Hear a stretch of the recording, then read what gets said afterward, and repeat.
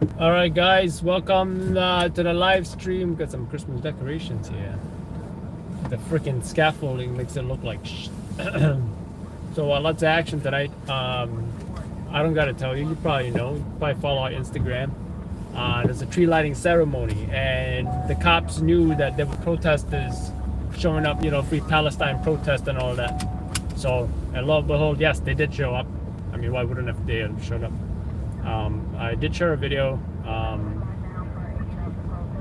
The thing, there was a guy who was doing this with the cops, and then like eventually there was a fight or something. He got arrested.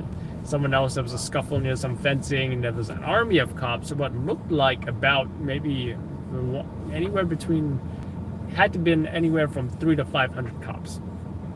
Army of cops, right? And yeah, they were determined to not let them ruin the tree lighting.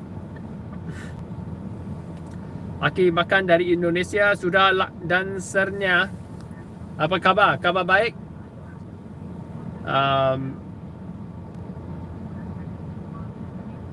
Selamat malam. Now, where am I going? I'm just trying to get ready right now.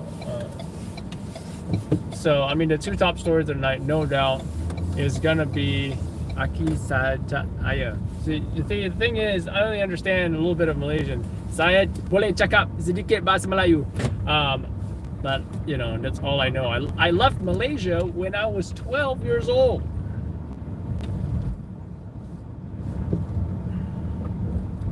So, I only speak a bit. And when I was from the first grade to the fourth grade, I went to international school, right, which is called Standard 1 and Standard 4.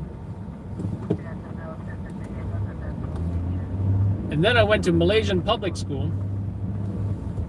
Aki ga bisa Ingis bisa nya Indonesia.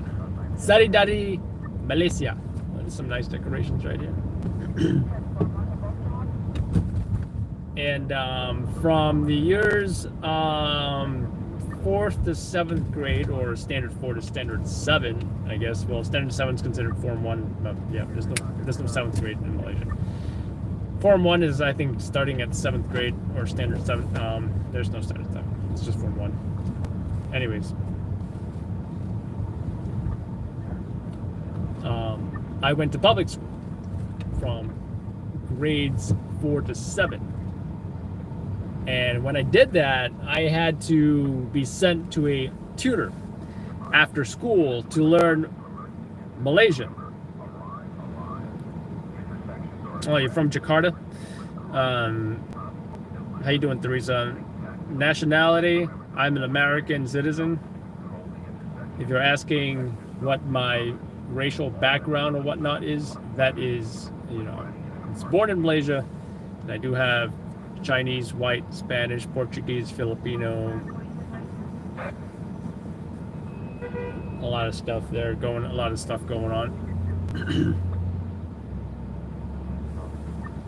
And the Malaysian public schools were all in Malaysian, except English class.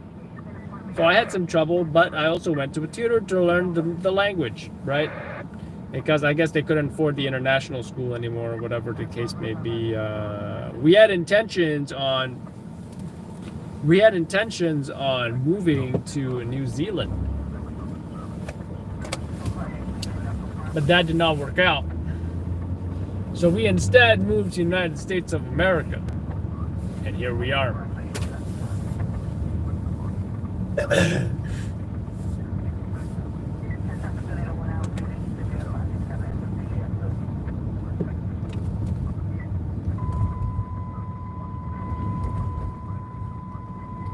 You got so much mixed ancestry, don't we all?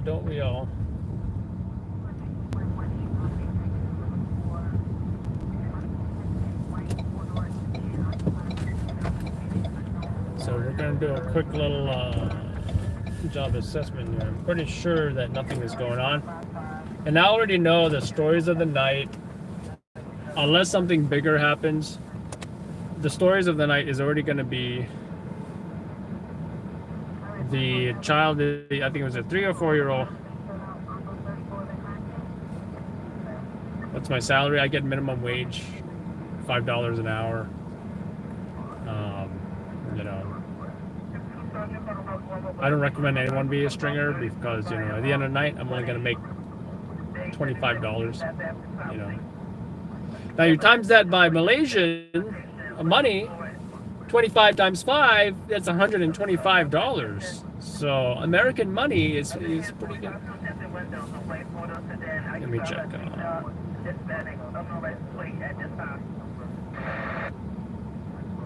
No fire knocked down, no victims. Airbag deployment. Hydrant struck? Damn. He struck a hydrant? I wonder if it's shooting water. Jersey City pursuit. And of course, the other story of the night is going to be that protesters at the tree lighting, Rockefeller tree lighting. Your TV was on random New York station. Saw your logo on. Hell yeah. Yeah, our logo is on. Usually, you'll see it on Channel 4, Channel 5, Fox 5. Channel 4 is NBC. Pix 11 News, News 12.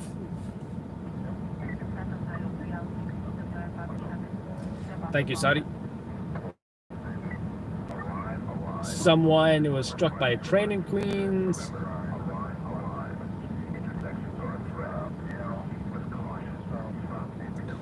The child, by the way, has died. I believe it was a 3-year-old child struck by a hit-and-run driver.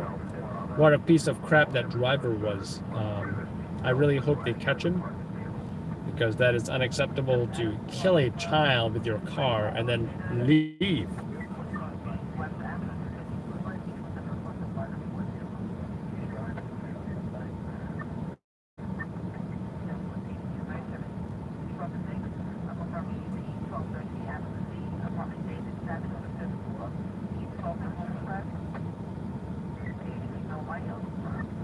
So yeah, everything else happened before my shift. Channel 4, that sounds about right. Channel 4 does show our logo. Channel 2 and Channel 7 does not show our logo.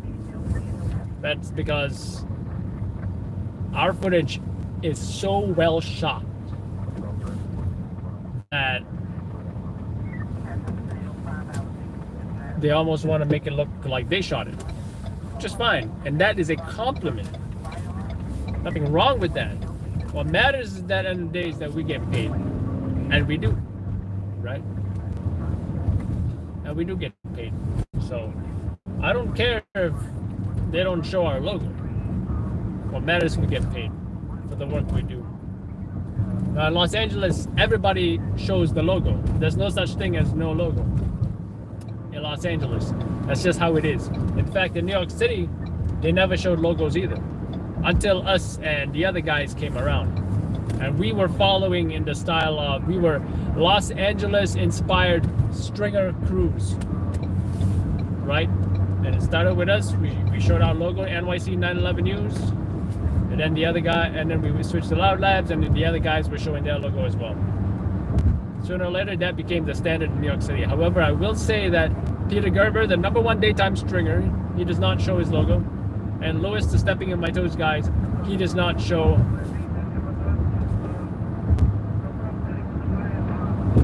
He does not show his logo as well, because they are OGs. They've been around for a very, very long time, and they follow the old school rules.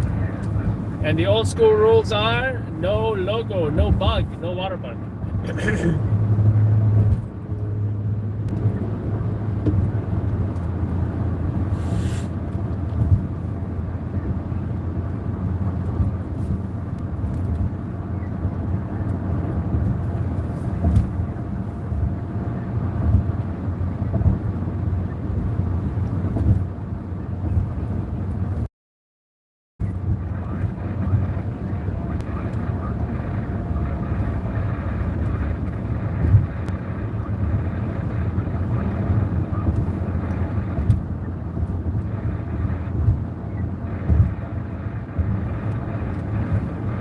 Sudah ada yang di Gaza sudah meninggal ya. I can't read while driving, so I'm gonna have to read your comments later.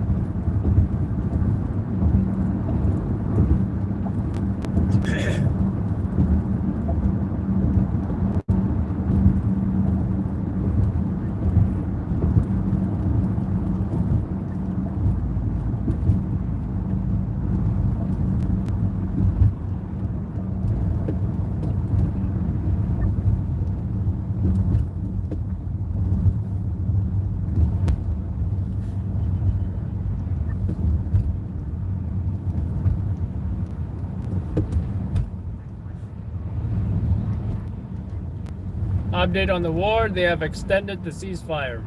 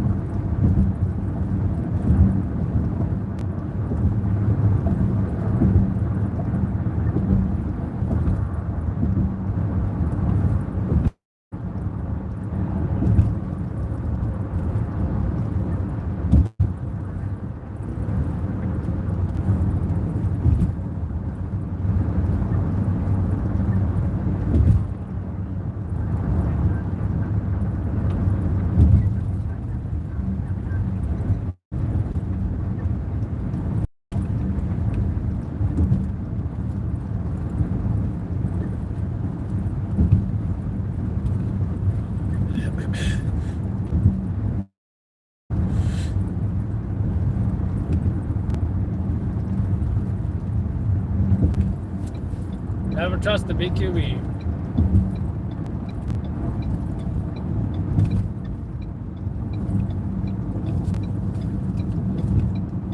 This fucking guy. Can't you see I was trying to merge?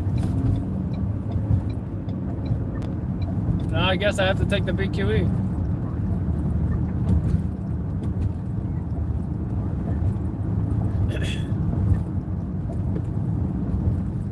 Like I was right next to it.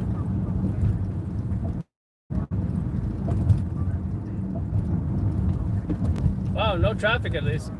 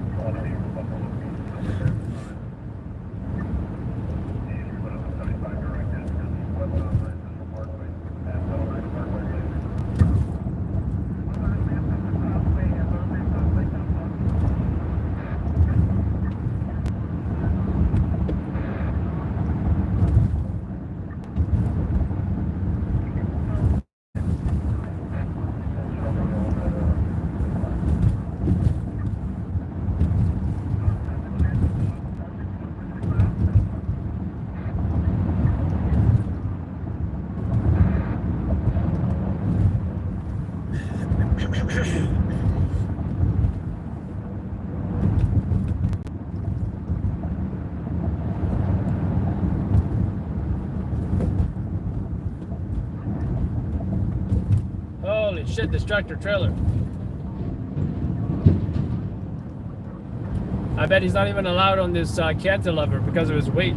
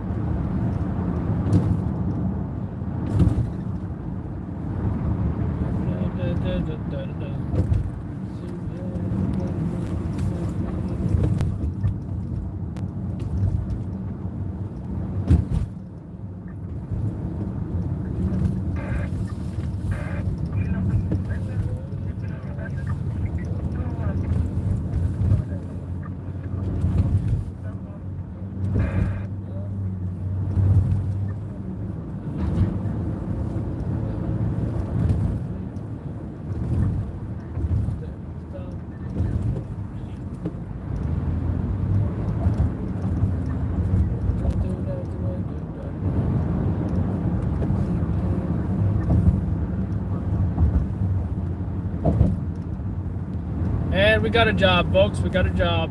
Let's roll to that job.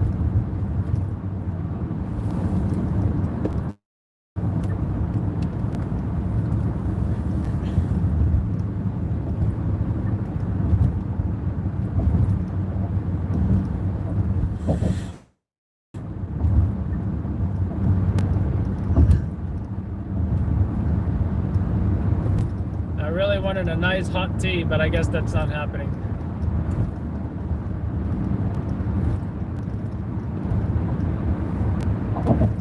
Really feeling that congested, like something's stuck in my throat.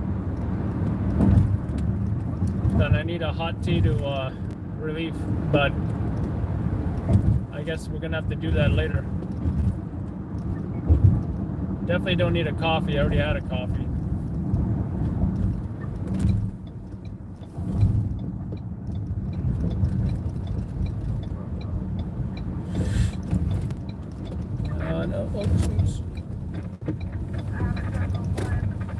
so many damn roads to worry about.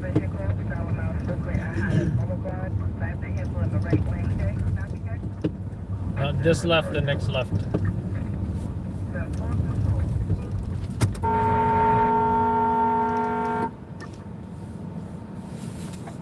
Really? How the hell are you gonna stop right in the middle of the crosswalk?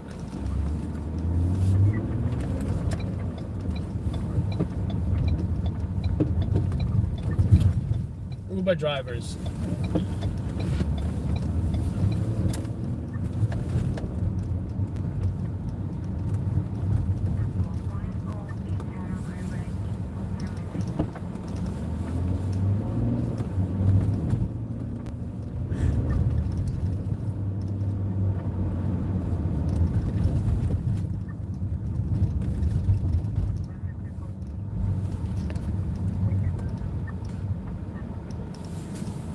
I think Casey Neistat lives around here somewhere.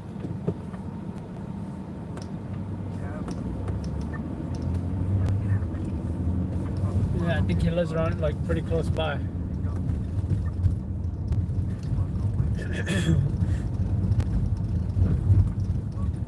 On his last vlog, there were some Asians outside his window waving.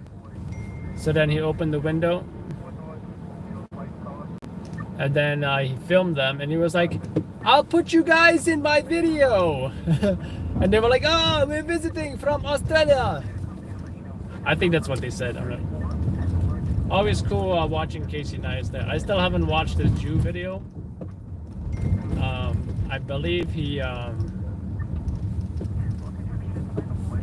did that video right after the attack on Israel. You know, when the war started. Now, obviously, there's a ceasefire, but...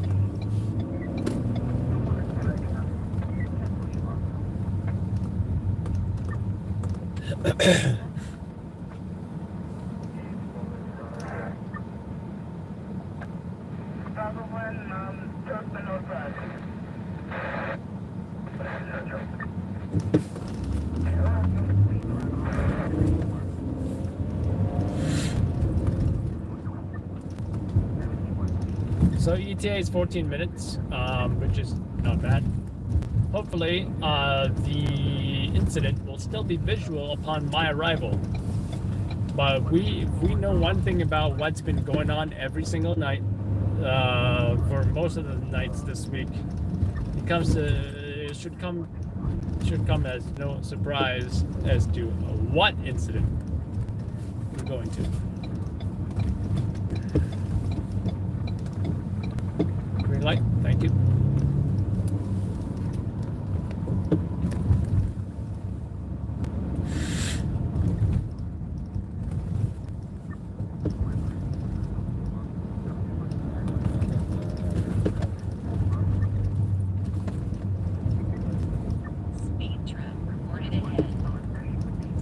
I'm really gonna need that tea after this incident. Got my gloves, got my hand warmers. I need to go. What the hell?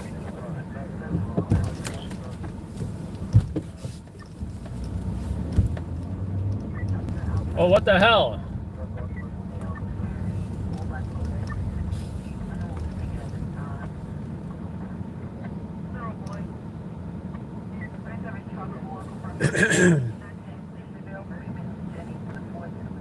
What the hell?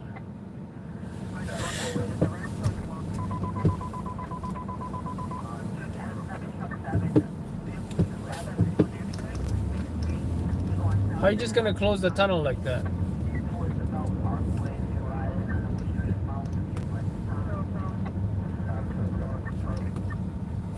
And that's some shit.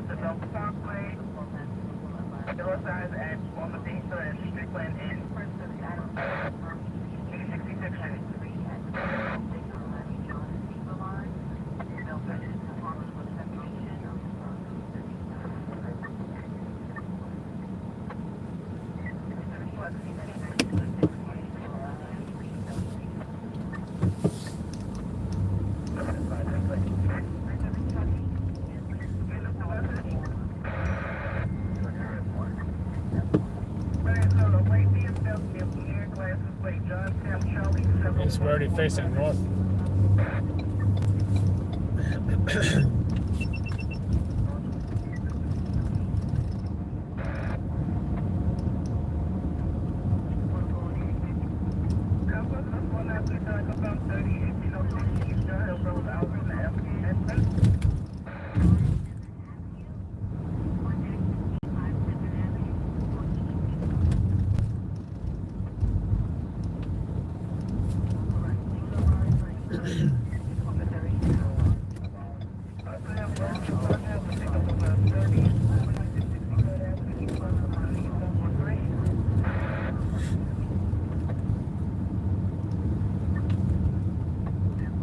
Why they gotta close the tunnel?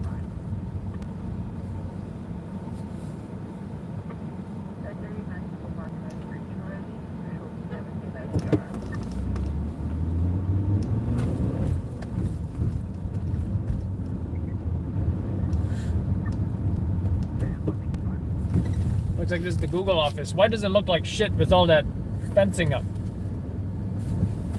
Can someone tell me why? I swear, New York City, you can't have nothing nice because they love to give any excuse to make something look as shitty as possible. Whether it's this fencing that's up right now or if it's the scaffolding, right? Can't have nothing nice.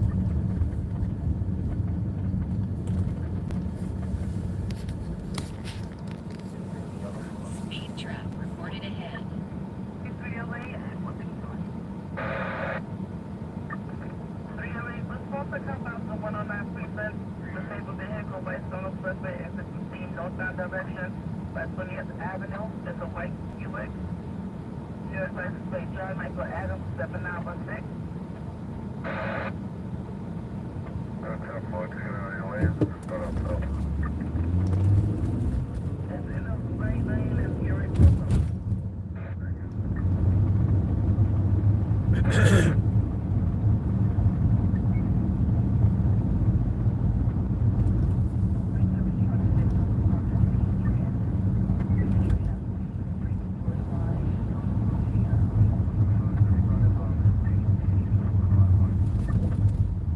Speed trap reported ahead.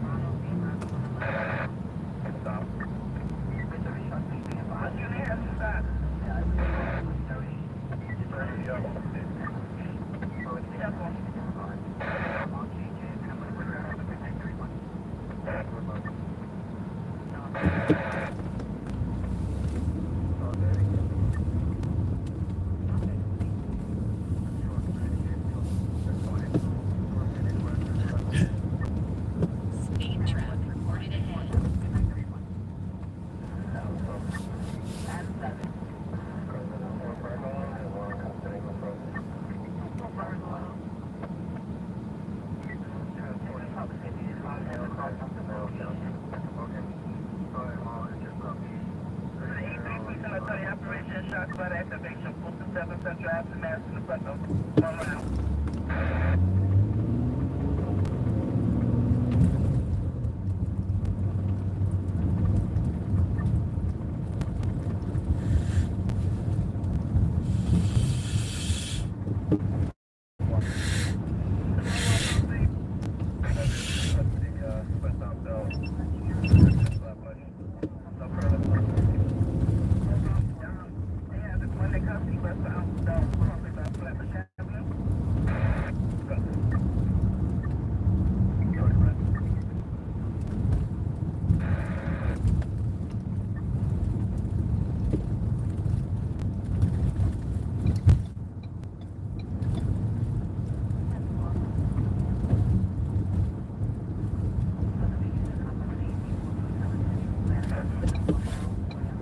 I thought that was my op for a second. That's my op's plates, but that's not my op's car.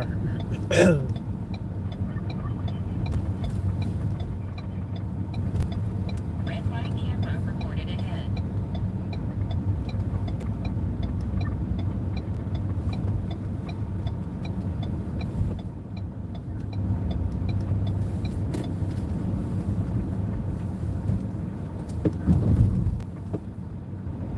Away in 98, correct?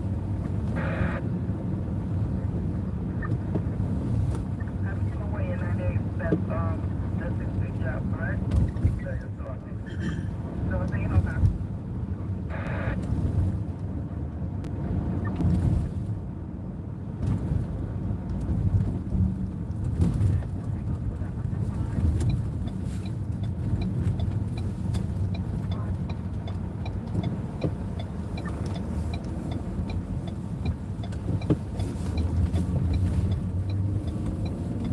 I don't know why the hell they closed the Holland Tunnel. Why? Why they gotta do that?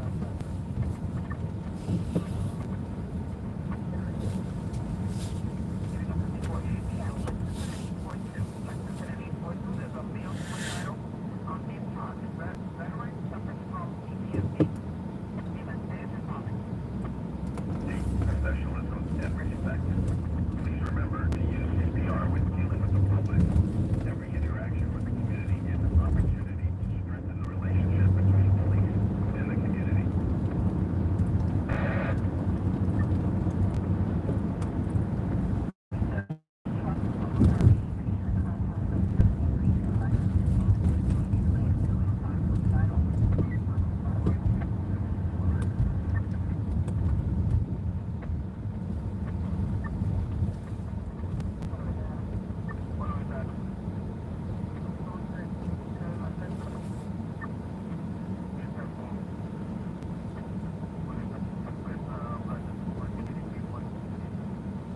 Isn't that crazy? The only way to get into Jersey and South Manhattan is 2 lanes of traffic. It would have been 4 lanes of traffic if the Holland Tunnel was open right now.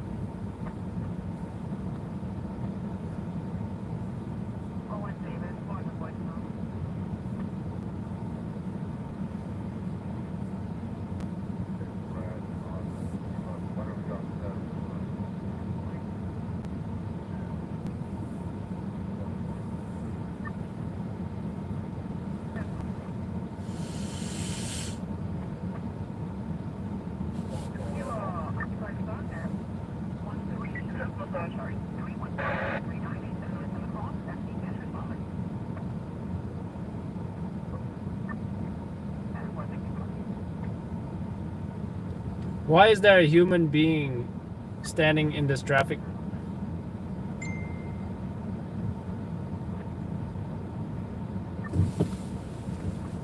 What is a human doing? Is that a panhandler? Is that a stranded driver? Is that a road rage situation?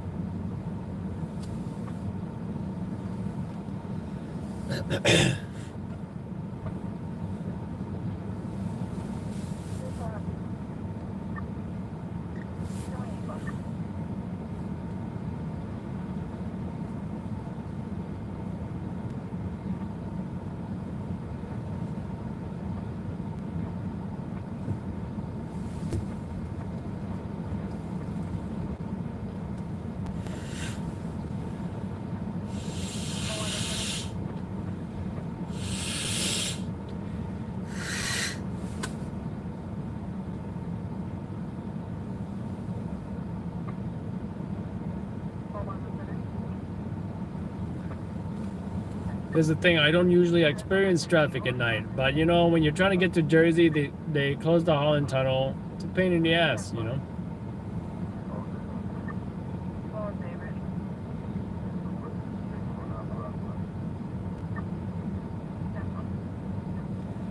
You know, when my son visited last, that was his number one complaint, is us sitting in traffic for a lot of the, you know, because wherever we went, whatever we did, sometimes we had to go upstate to Long Island, to New Jersey. There was a lot of driving and there was a lot of traffic involved. Like when we go to Ohio, there's barely any traffic. There's a lot of cars on the road, but there's no like traffic jams. You know, one time I got into a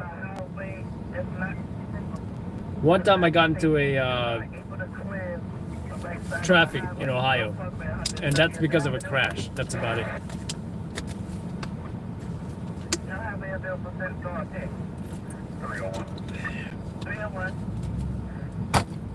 We'll be going to the car stop is directed shortly. You can give us a thought down there. Okay, that's what they. So yeah, I think that's a panhandler. That where you say it was on the northbound side?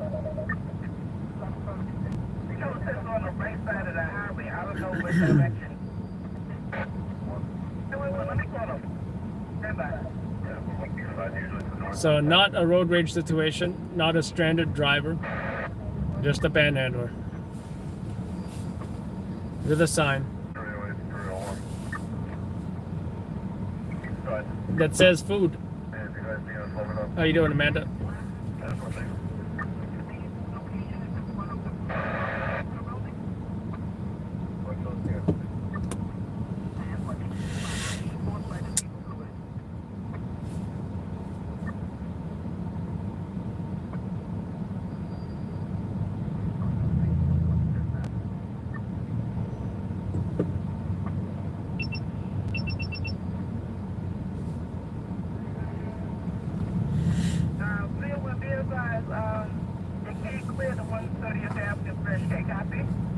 Oh, someone gave him a bottle of water. But you see, the fact that he has a sign that says food,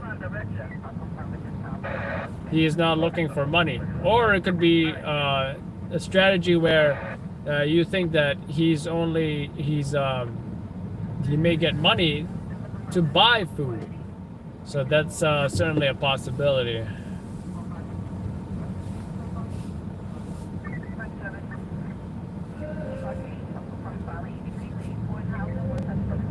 Who has food in the tunnel? Well, that's the thing. If you don't have food for him, you might give him money. You might give him money for food. Maybe that's his logic. So.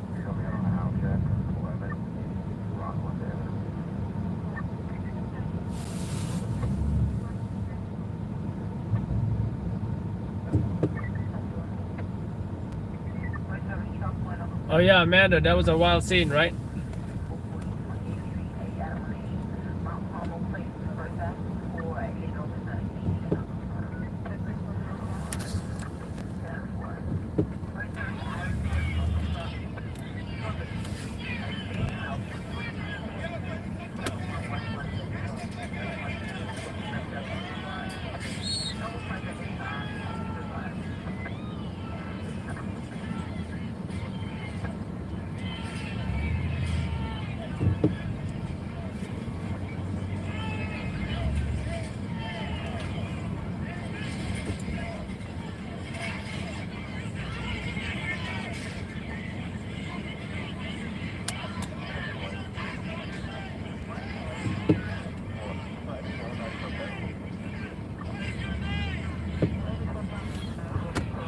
And then the protesters said, "Shame on you" to NYPD. Some people were asking, did they say shame on you to NYPD or the persons who got arrested? They definitely said shame on you to NYPD. That video courtesy of Allie Bauman. Follow her on Instagram. She's a Channel 2 reporter. As far as the arrest that we caught one arrest, yes, and you can see that on our Instagram that we posted. But I really think the Ali Bauman video was pretty crazy.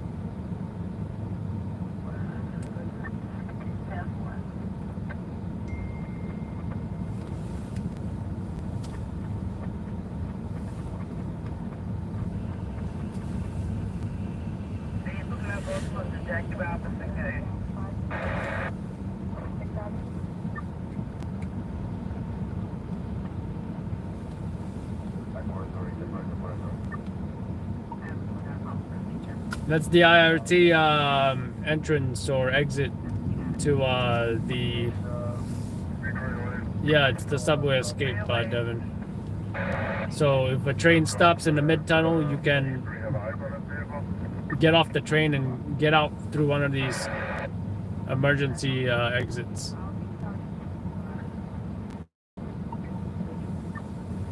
At the volunteer ambulance that I used to volley at, we had a book of all the escape, where all the escape hatches were at. And one of them, I don't know if you're aware, is in a fake house in downtown Brooklyn.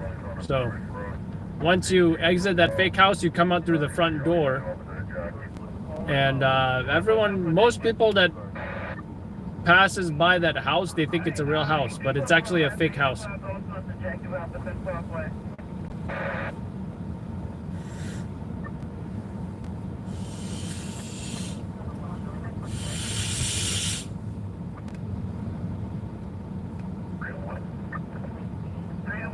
This is my last chance to escape.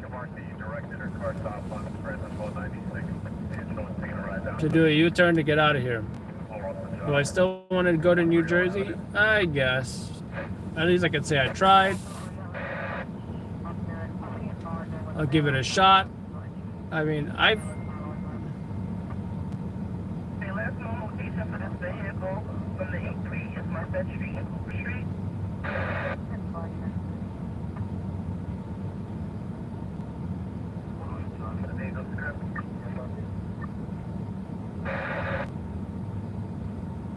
You know, at least I can say I tried. Because if I didn't try and it became a big story, then guess what? I'm going to be like, oh man, I should have tried.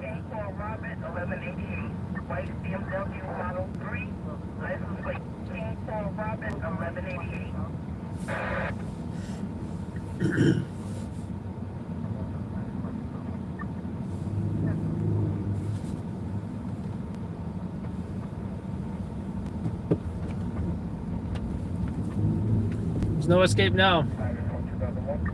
Can you believe this shit? They got one lane, like really? Or are they giving us another possible escape route? We're still not in the tunnel. Like, what the hell?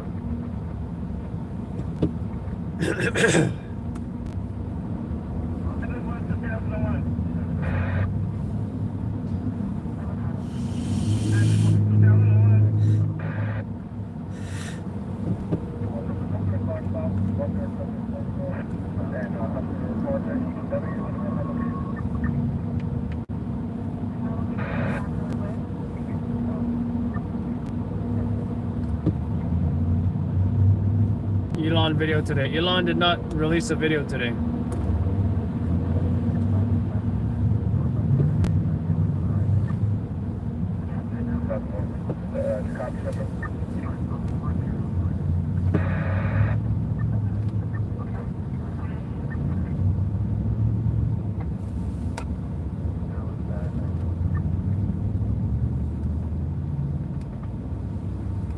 Is this my final chance to escape? 39th Street, last exit in New York. Turn left.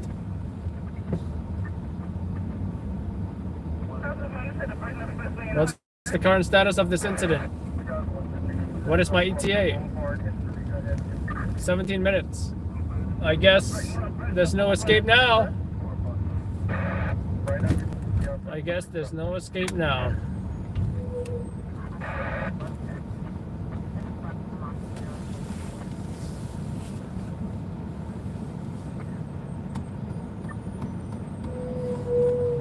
Gotta commit. Can this big ass dump truck even fit in this tunnel? Watch him hit the tunnel and then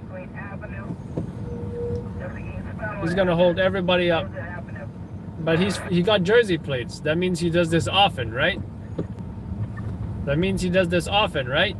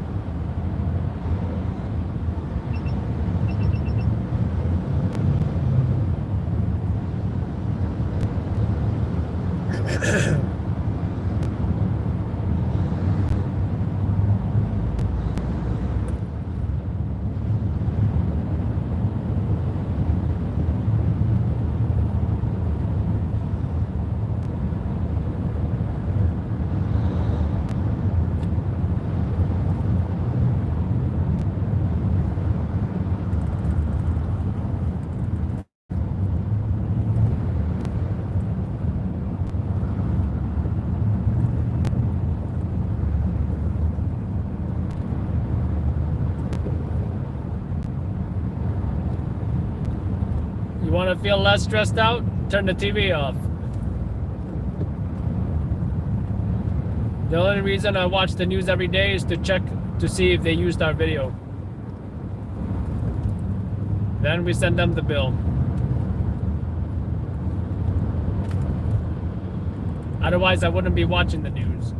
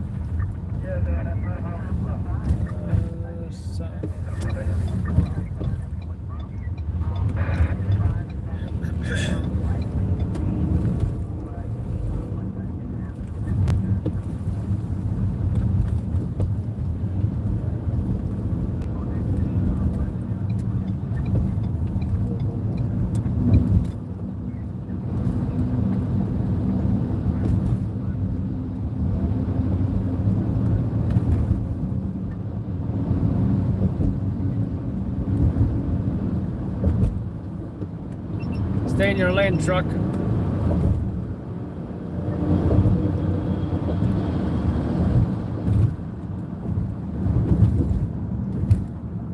So,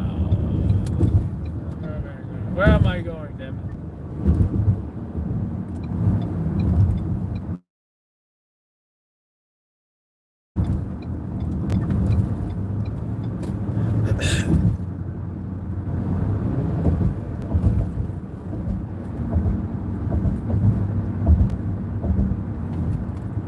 10-minute ETA.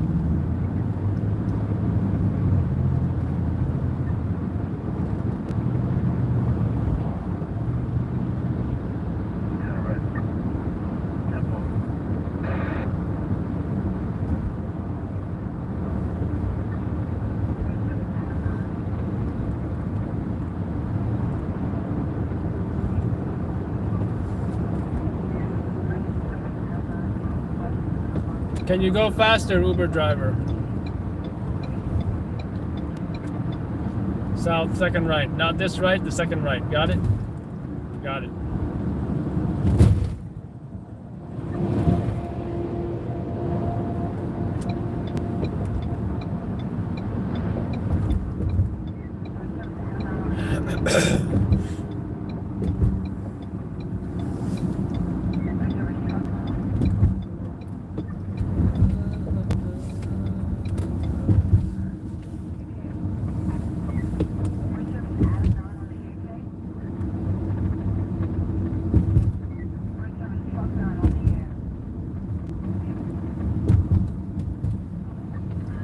Let me tell you something. If I'm late for this, then, you know, he was late yesterday for that fire. I might be late for this fire. So you see how it works? It's just a cycle of, you know, one-upping each other every night. That's all it is.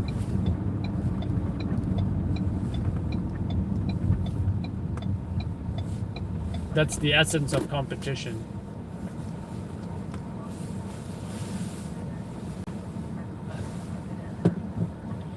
But you gotta admit, I didn't know those kids were on Central Avenue. Was it Central Avenue or something else? I didn't know those kids were there. But he got them. He got them. They were in the MCI bus. There was even a dog. But I should have checked better. But after all of that, I still managed to get channel 12, channel 7, and channel 5. So definitely not complaining, but knowing me, I strive to do the absolute best job I can do.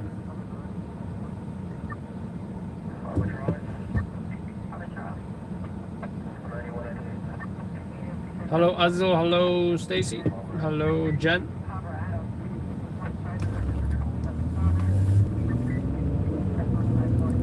But I may very well be impressed with this fire. I don't know if this fire is still going. I don't know what I might see when I get there. But whoever made the decision to close the Holland tunnel every night, I blame that person. Because I would have been there by now if it wasn't for the Holland tunnel.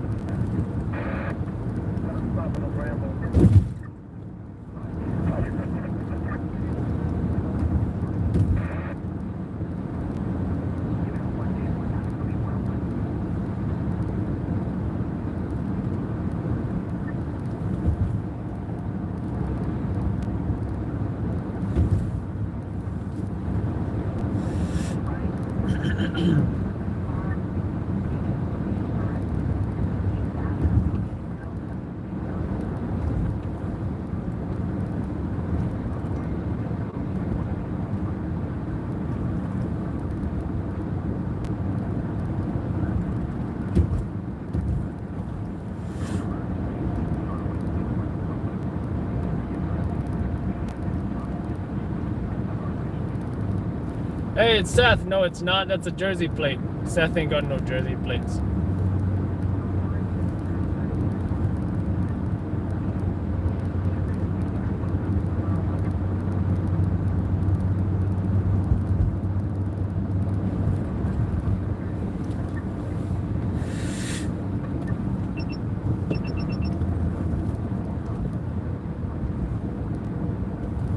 So who thinks this fire is still going to be a 3-alarm? Like blazing 3-alarm when we get there? Anybody?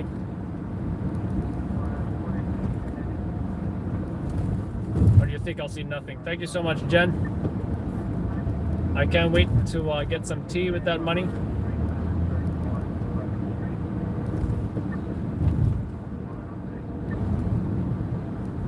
And sip on it. That will provide probably some relief. But you know, it always happens when it gets cold out. You feel like this congested, like you know, like there's something stuck in your throat kind of feeling. It's definitely not a sore throat because, you know, I ain't hurting.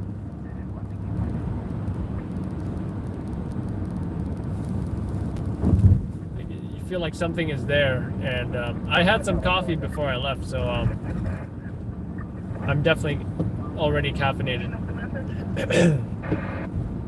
It's just like I wish I knew a respiratory therapist so she can use one of those suction devices and suck whatever it is out my throat. But I feel like it's not that kind of situation. I just feel like it's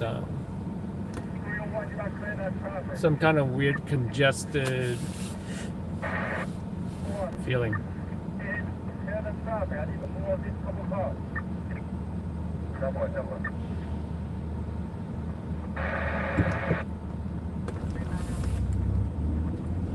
So what do you guys think? You think we're gonna see something?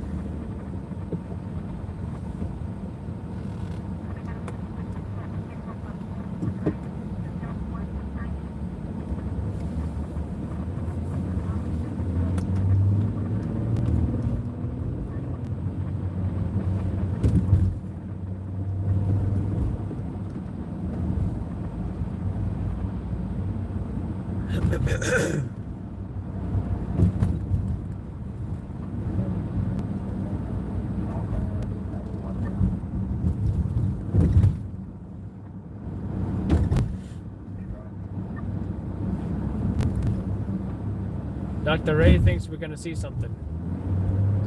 See, this part of Jersey, it just looks ugly. Everywhere it looks ugly. You know? All that exposed wires. US 9, truck 9, where's that? I guess it's the next right.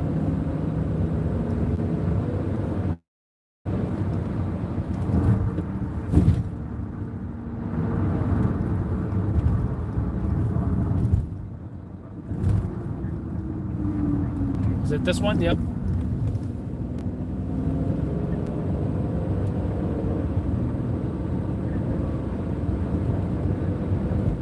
I've driven farther for fires. Luckily, the last time I drove deep into Jersey for a fire, it did actually make the news. So, yeah.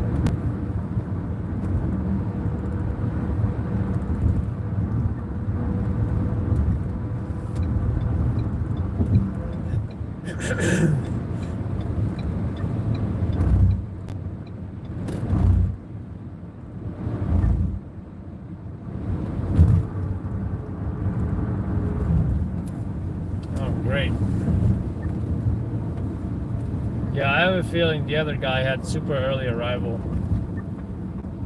considering the proximity of a potential starting location.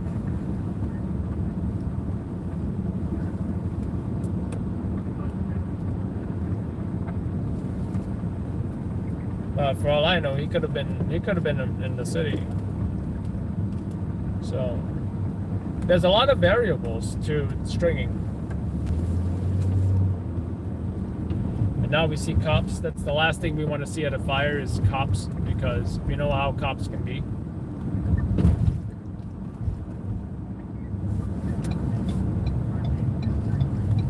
Let me tell you something about Jersey cops. They can get really defensive when it comes to fires. No one can get through.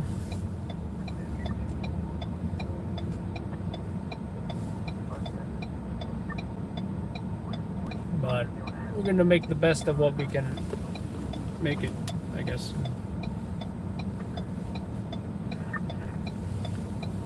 See what we can do.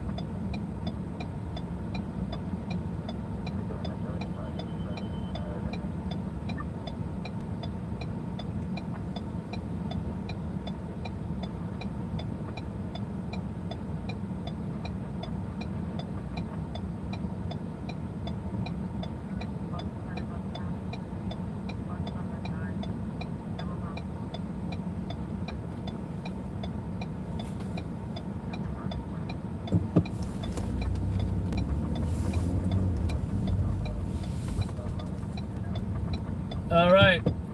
I'm not seeing any crazy flames. And I am not surprised that I'm not seeing any crazy flames either. So.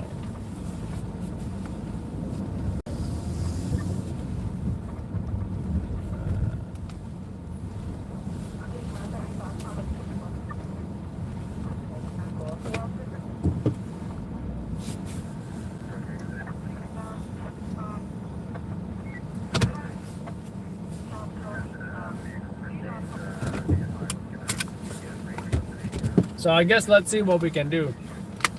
All right, guys, I got pulled over, so I'm gonna have to end this live stream. Just kidding.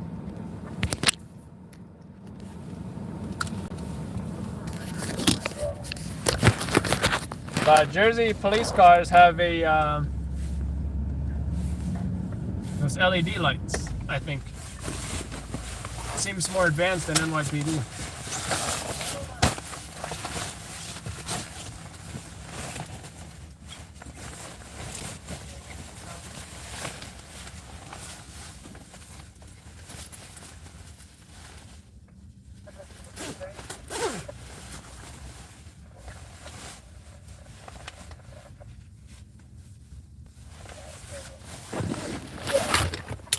All right. Just make sure I got an SD card so I don't screw up, make the same mistake as yesterday. Yeah, we got an SD card. 39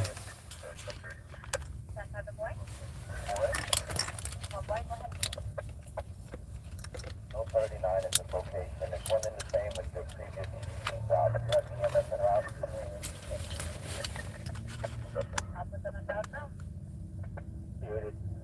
The actual address is 5 South Street at Casa Cipriani.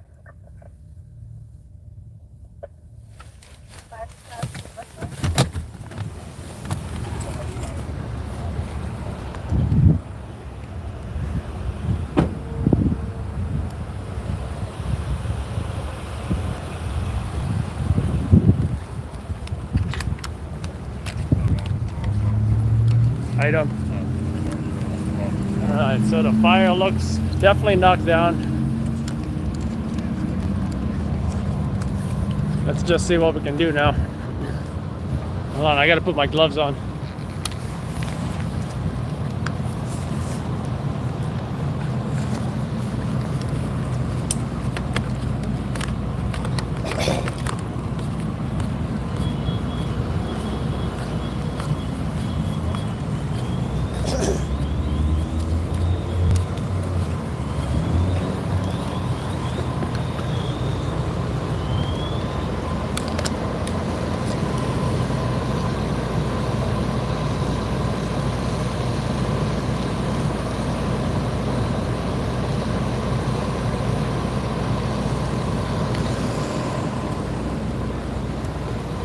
There's Garfield the cat.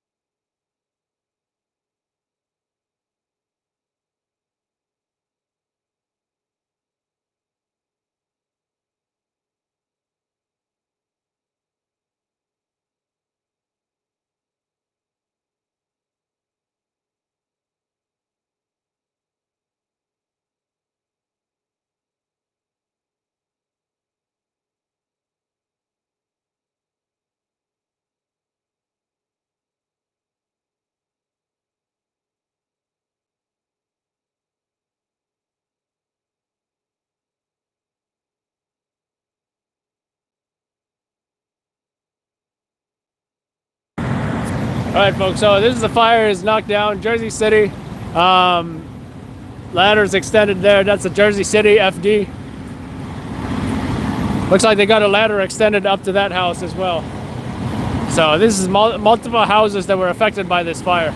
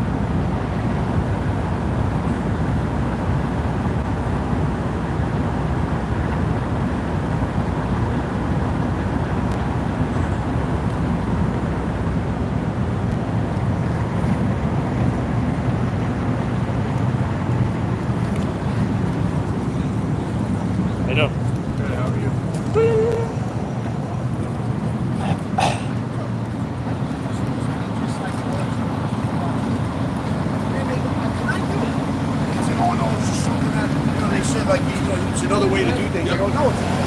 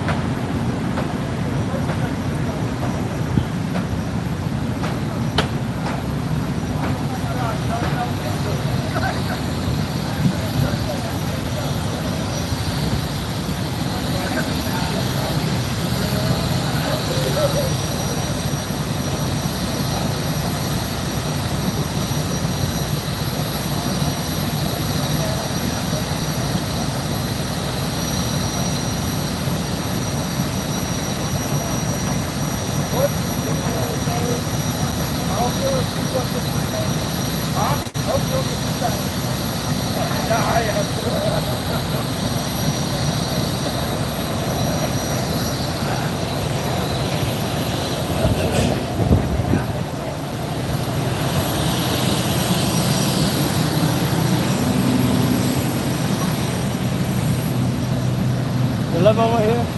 No. Fire restoration? Yeah, I got that vibe. Oh, yeah? Why is that? What gave it away? I don't know. It's either someone who lives here or someone who responded here, you know, that kind of thing. Right, So, they're in the bus. They're in the bus.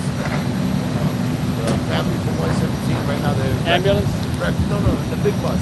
Oh, one of those MCI buses. To the heat, yeah. Yeah, to keep warm. The Red Cross just got here Oh, now. okay. Displacement. I think nobody got hurt, right? No, I didn't thank hear. God. Yeah. But I'm not too sure what the name is. I think it's 113. Oh, okay. But it affected 113, 117. They're all together. Yeah. I see the ladder went over there.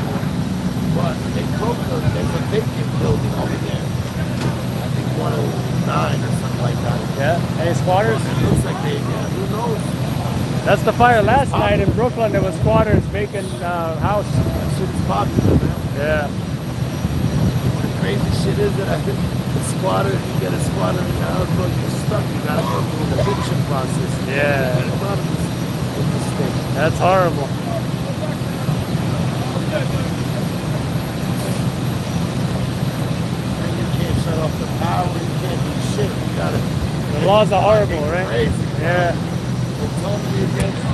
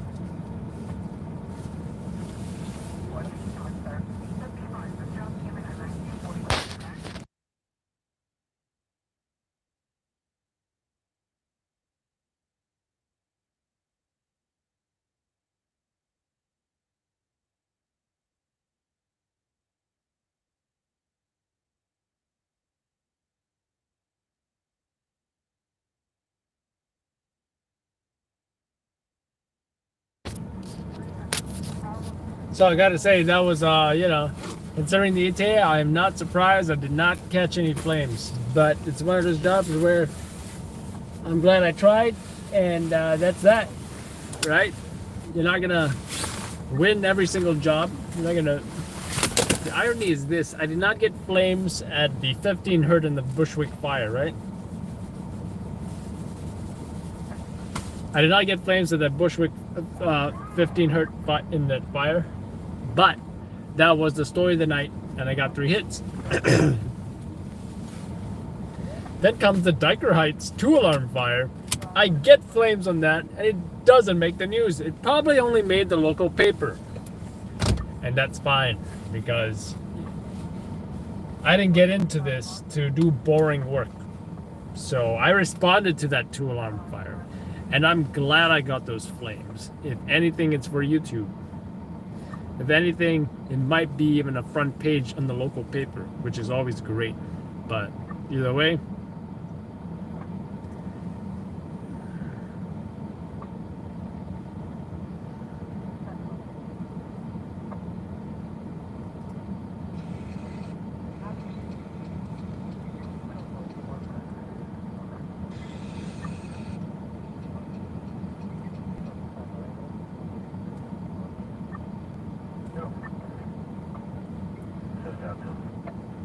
No further line custody. That's one no further line custody.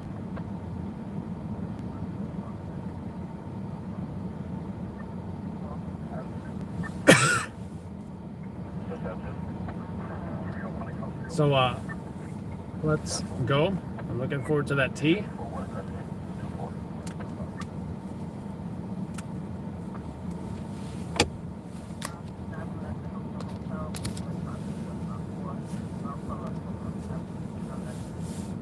We're going Lincoln Tunnel, Holland Tunnel. Holland Tunnel's closed, right?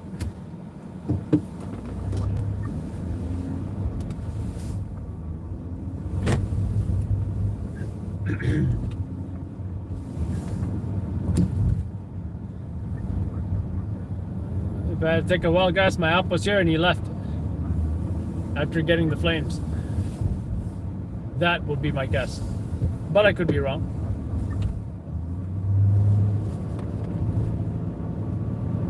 I could be wrong. But I feel this ain't gonna be a story because nobody got hurt.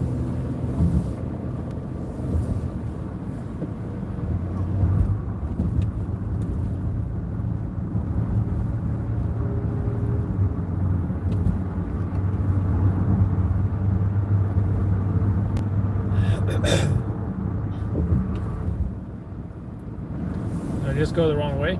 I don't know.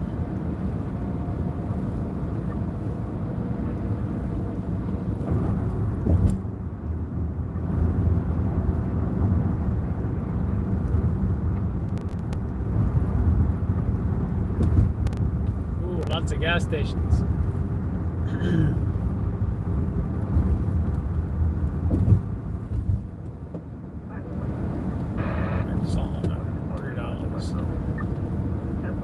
Only $3 for gas?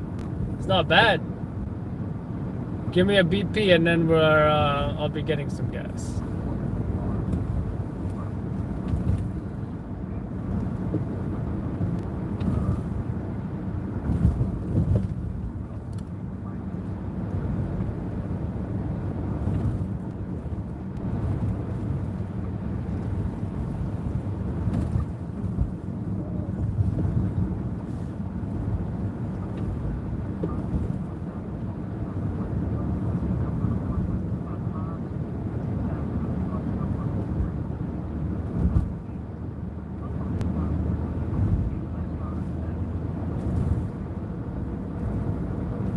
Seven-Eleven on the left, that's what I need.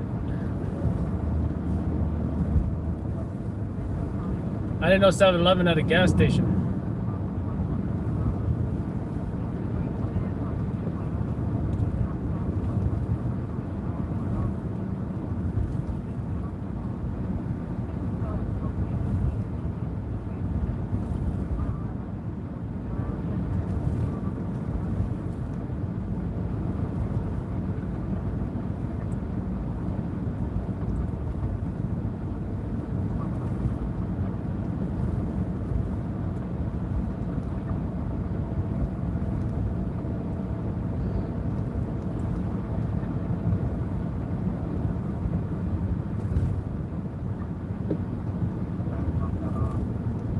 Delta $3 a gallon.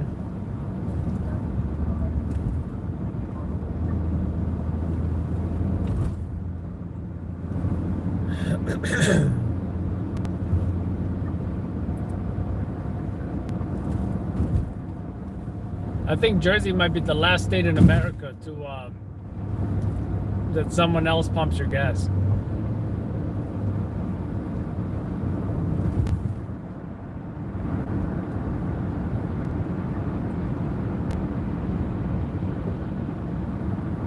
Ooh, I think that's a BP coming up. Might as well, right? I don't pay $3 in New York City, I'll tell you that. I don't pay $3 in New York City.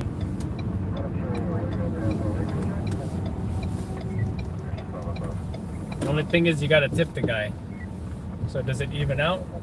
I don't know. But I don't mind getting some gas.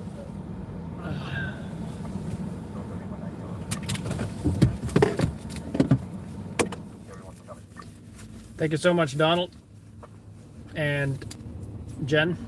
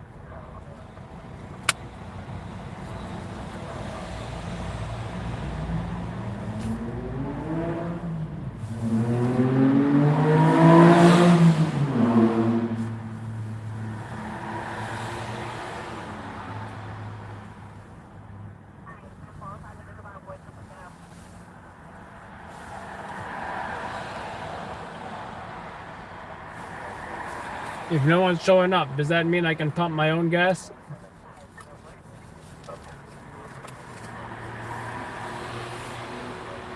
Like, where's the guy? How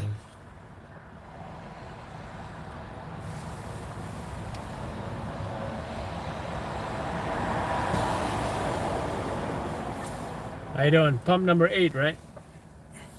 Regular? Regular, yeah.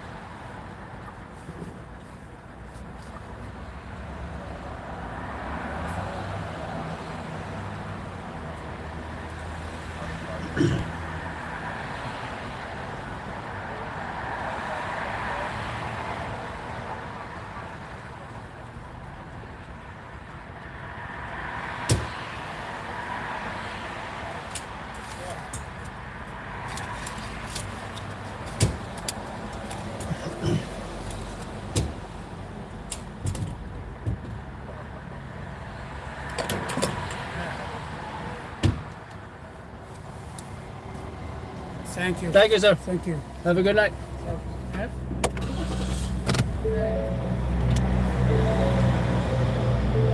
All right, we're topped up on gas. I gave him $1. I usually give it to him. And it's 30 degrees out, you know?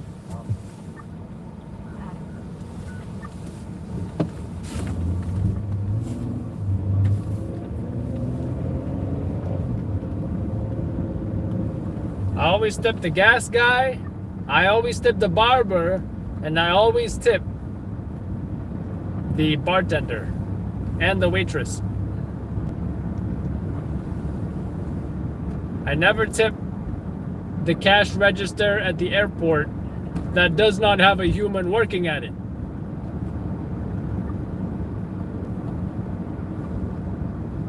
How does that make any sense at all? It's self-checkout. Who exactly are you tipping? The robot? Are you tipping the airport after you paid hundreds of dollars for the flight?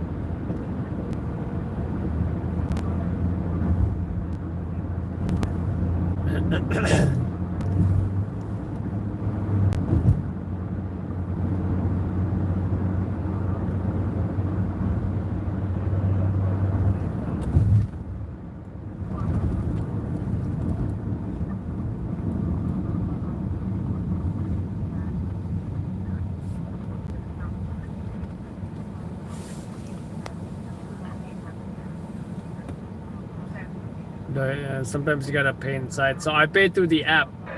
So yeah. So it's also a great way to keep track of your gas expenses if you just go to the same gas station.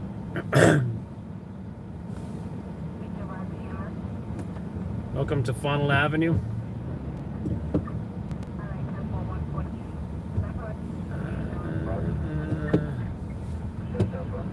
No, I think I wanted to go to Funnel Avenue.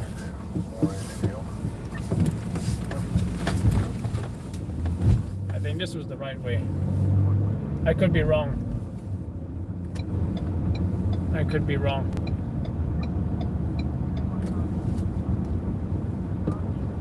Hopefully I'm going the right way. Yeah, this is the right way. Straight or right? I think they want me to go right.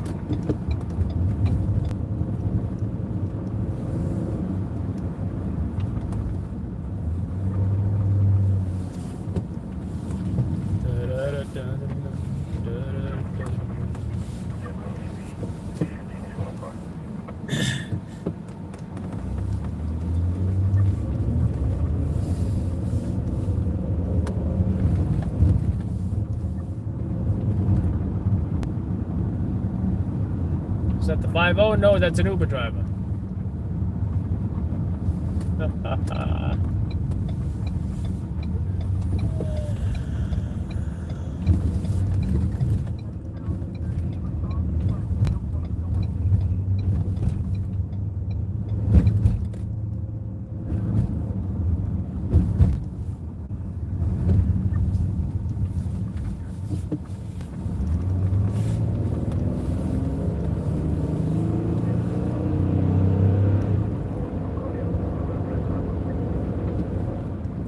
Left.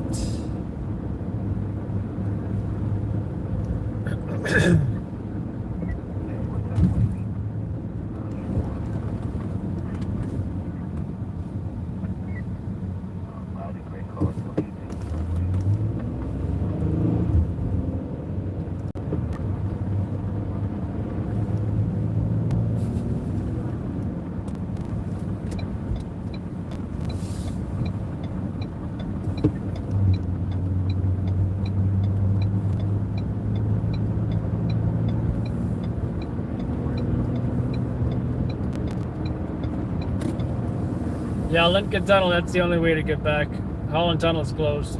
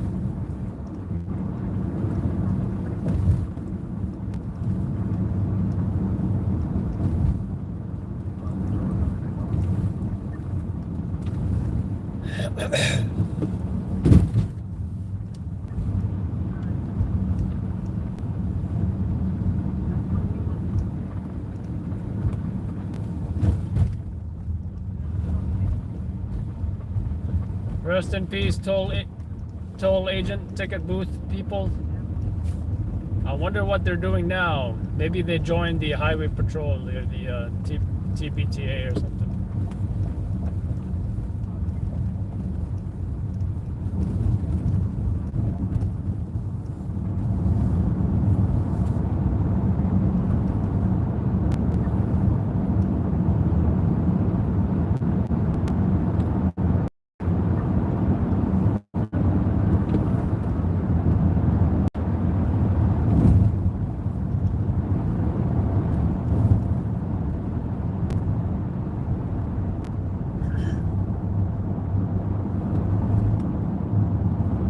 I would love to pass this guy up, but we're not supposed to be doing that.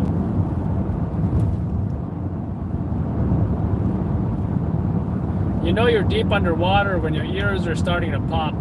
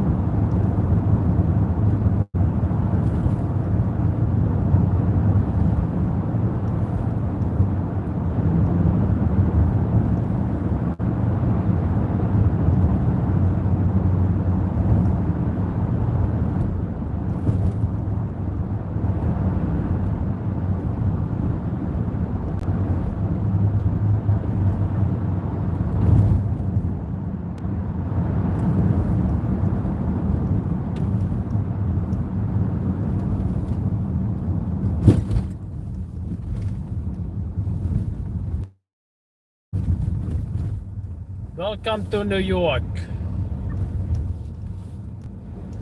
I would have preferred to stay in Jersey.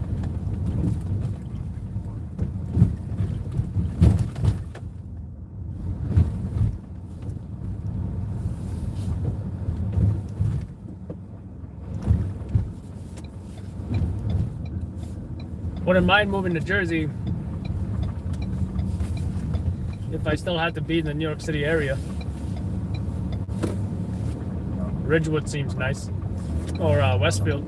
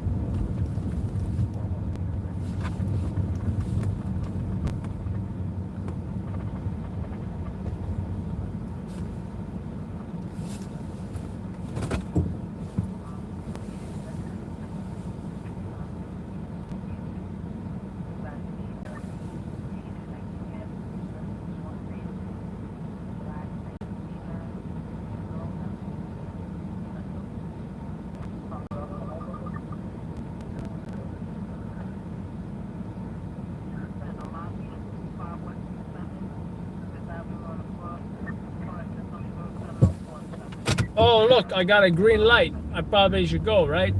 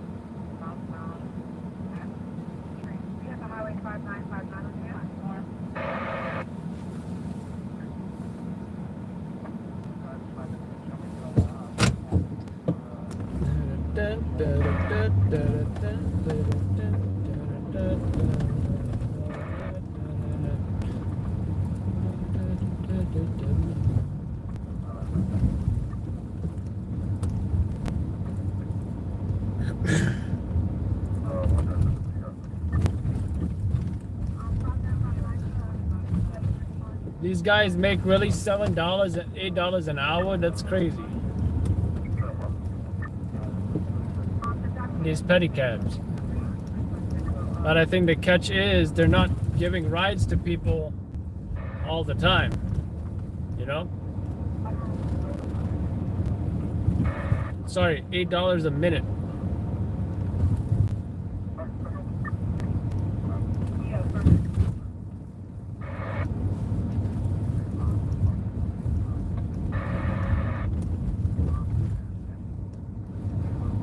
Like, who's paying for these pedicabs? Rich tourists only?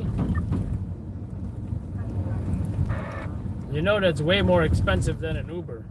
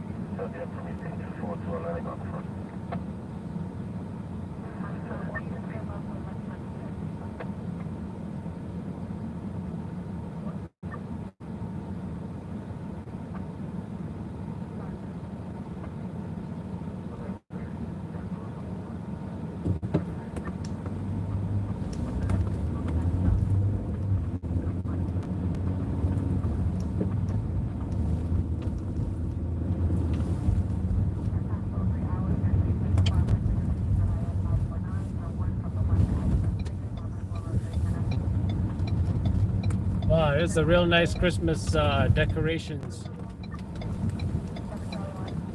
If I would care, I would stop and check it out. But you know, I also do want my tea, and we might have a possible job. I'm not sure.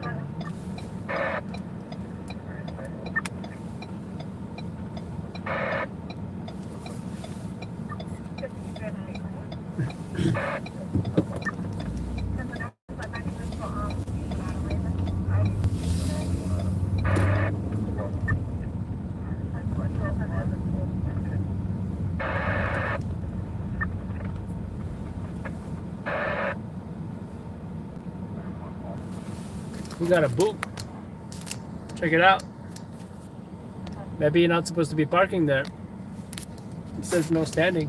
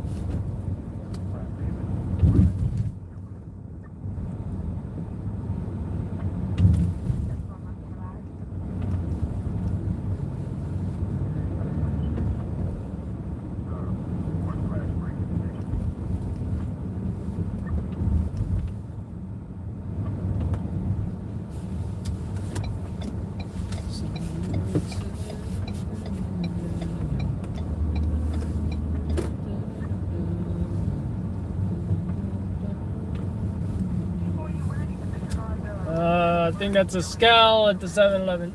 Just don't bother me. We're not gonna have any problems.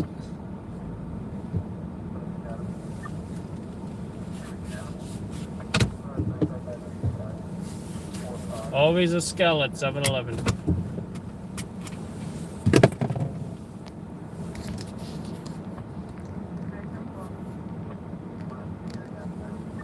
Young cardiac, 7 light things roll, 15 young.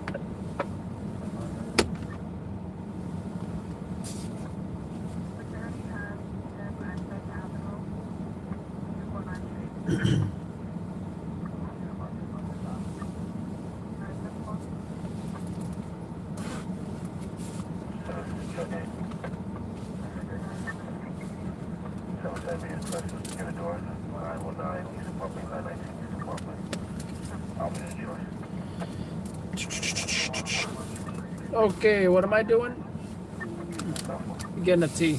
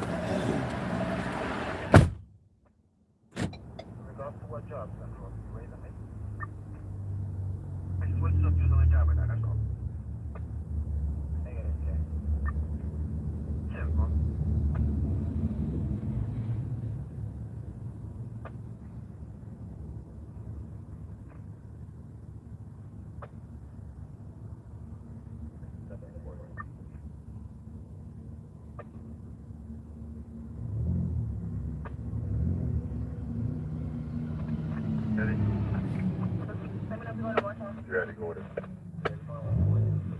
10-9 people on that for call. 10-8 4. 4 folks from ET. 6 roll. 389.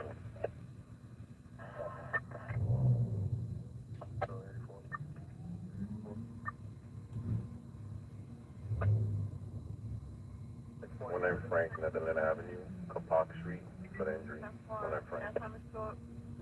No further units, so 1025 for Nash Street, no further units. Give me one, I'll keep it right. I wanted to copy as a firearm. I noticed it's actually displayed. When I get Charlie. Charlie, show me back. That's one. Rob Ladd advised me before. On you, Lieutenant. Let me go. That's one. 312, each of the people, first floor, dead indication of driving the car. No, restriction in the country. How we doing? Show me how many on the base. That's one.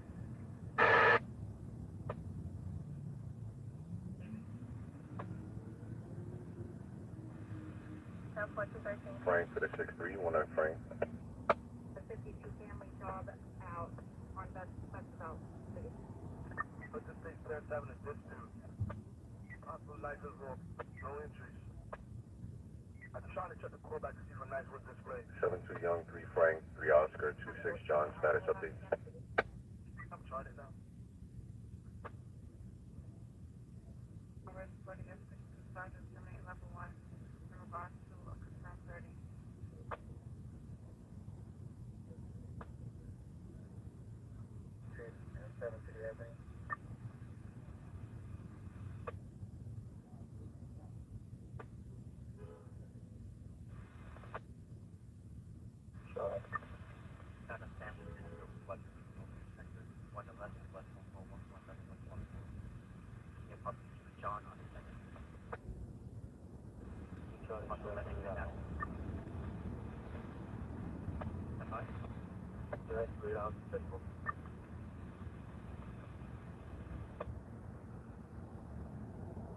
Seven, 8, Adam.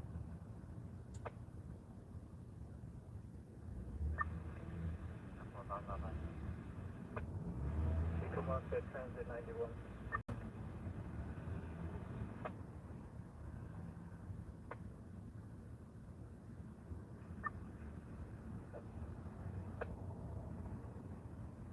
Java wants it out. Across the rest of the just give out. I just shut the call back. They'll call it states that no one used the knife. The knives are in the kitchen. They have kitchen knives. States that the father, the aggressor, is intoxicated. That's one.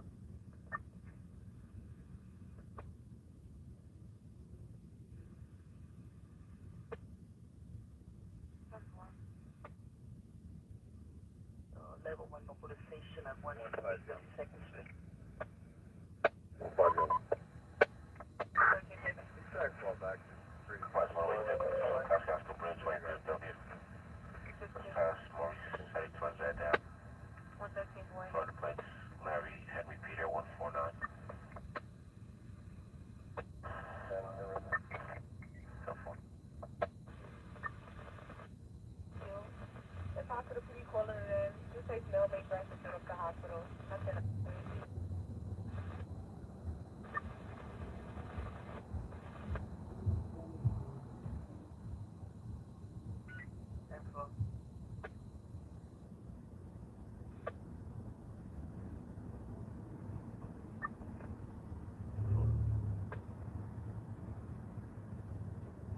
Richmond Road in Soto. 301.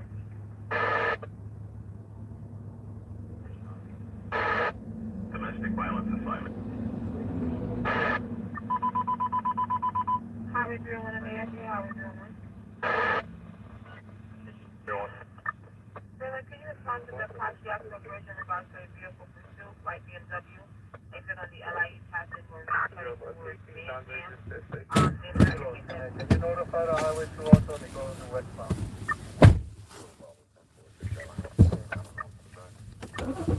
Highway 206.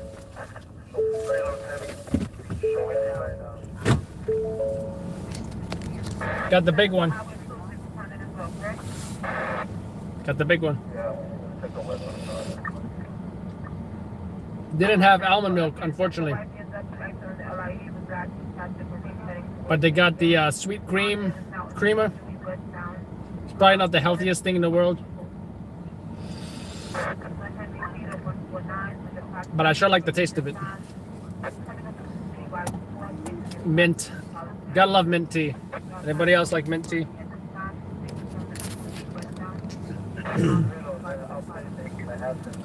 And I'm gonna drink it as fast as possible because I want that heat to last.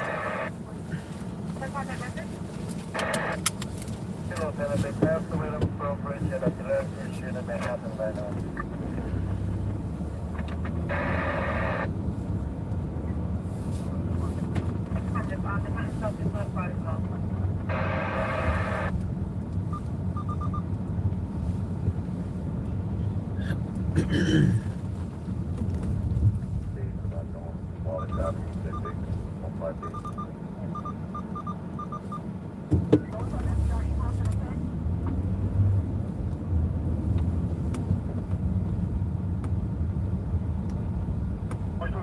FDR. Please tell me they're going northbound. What's on FDR? Gone on westbound. BMW X6 going towards FDR and pitch. Northbound FDR, just have highway unit or somebody and then following bridge and shut down FDR. Southbound or northbound? Northbound FDR. Oh shit. 24. Oh shit, we gotta catch this car. That's a pursuit. We gotta catch it right now. Still here by 105 and 9 previous.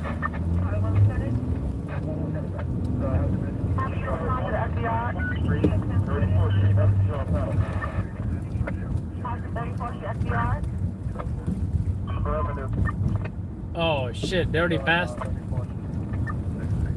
trying to get further from Can you notify the Manhattan North Precinct to kind of shut down the tunnel or actually shut down the RFK Bridge? Let's get behind this pursuit because We already missed the passing shot, so we're gonna need to get behind this pursuit.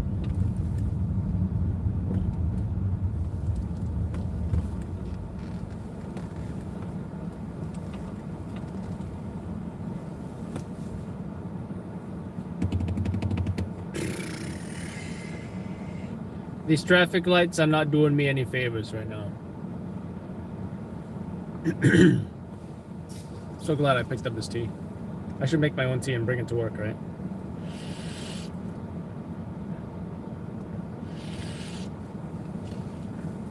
Not crosstown. I mean, yeah, crosstown traffic, but I thought you meant the pursuit was crosstown. No.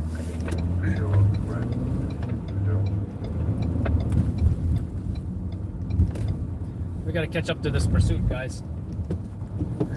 Is this guy drunk? We're going to disengage. Lost sight. Lost sight.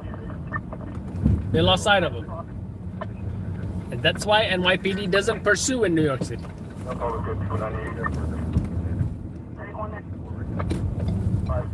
Have all the units going back 98 to the respective 90Z. Gone on arrival. So much for that, huh? You can never count on NYPD to pursue consistently and as often as LAPD or CHP does. It's just not happening here. That's all. And if or when they do, it's usually the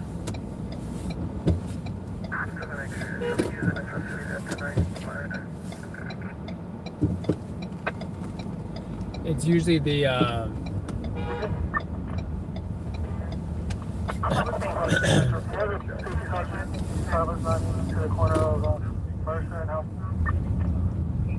what's going on there?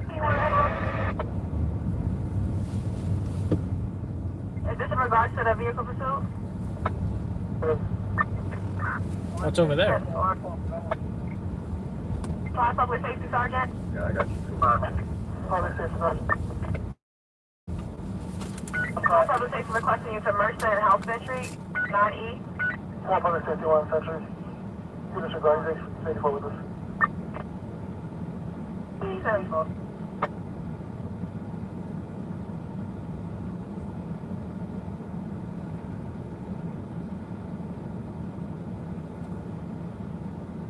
John C. David, Frank, 15 Charlie, 6 John, status update.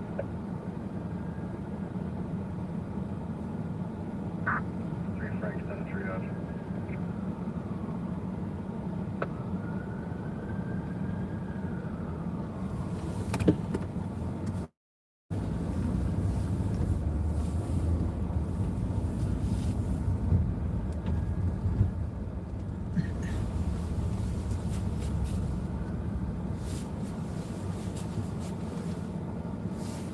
Frank? They lost sight of him. Forget about it.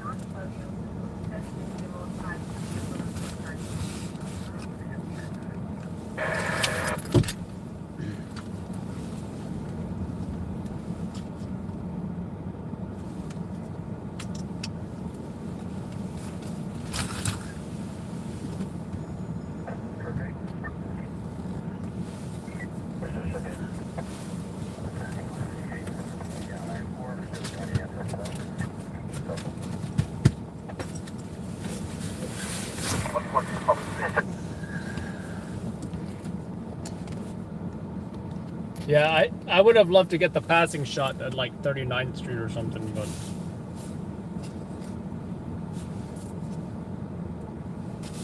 I can dream, right?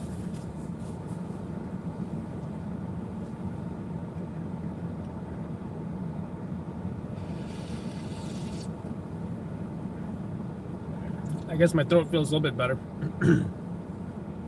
And I got this hot tea.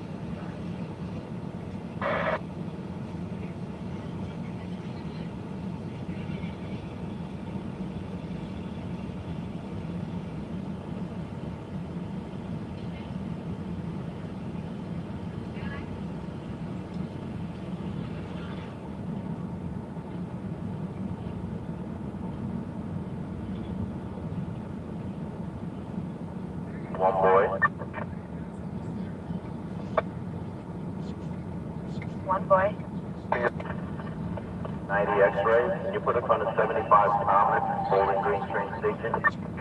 Highway 10 plus. One, look at it, a former state. Our chief engineer, 673. This is said by the championship, but they take the 12 people down. Having to trying to get paid by the time of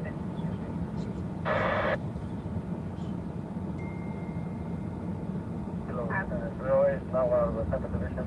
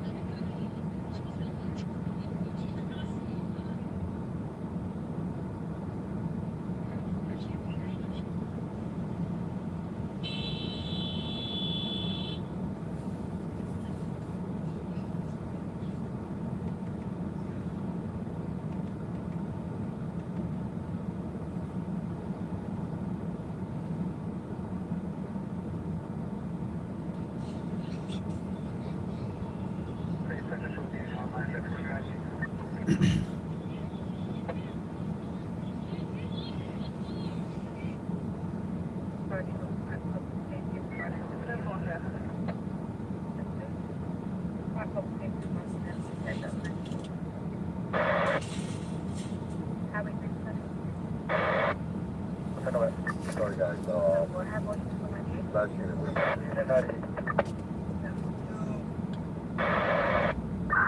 Five, David.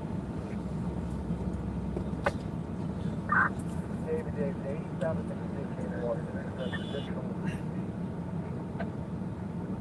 10-4, conditions 2-0, at your discretion, 158, no, it's correction.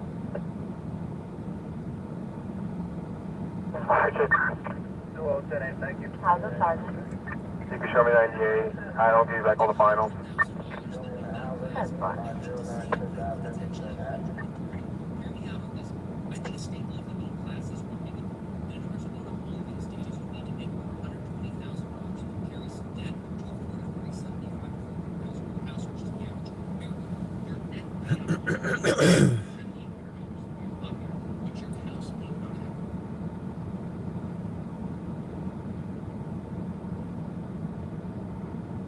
What's up?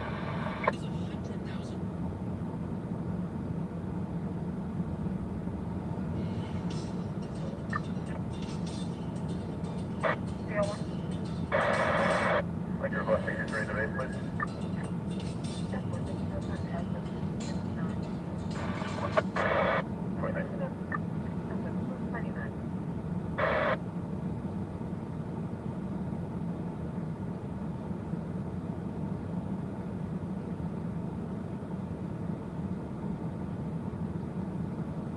Boy.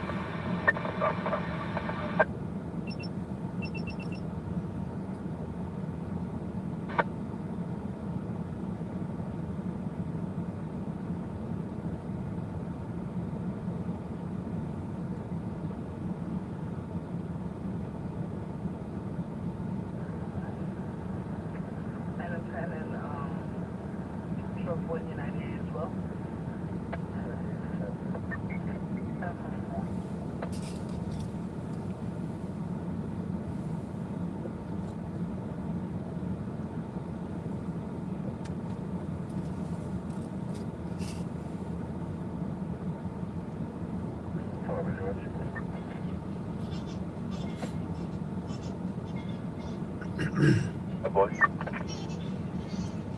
Bob Boy. 55 by Emma. Seven. Oh, yeah, no, I should have mentioned.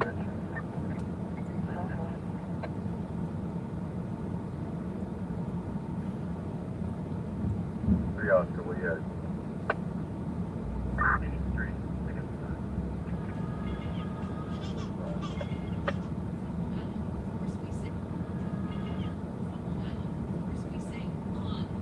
Young when I married St. John, static company.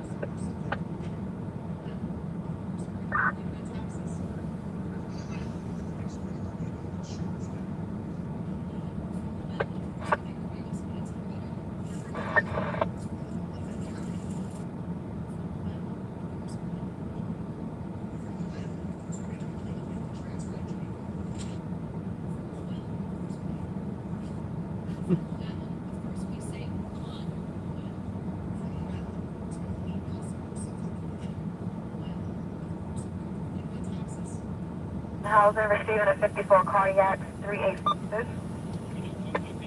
You can 91 man.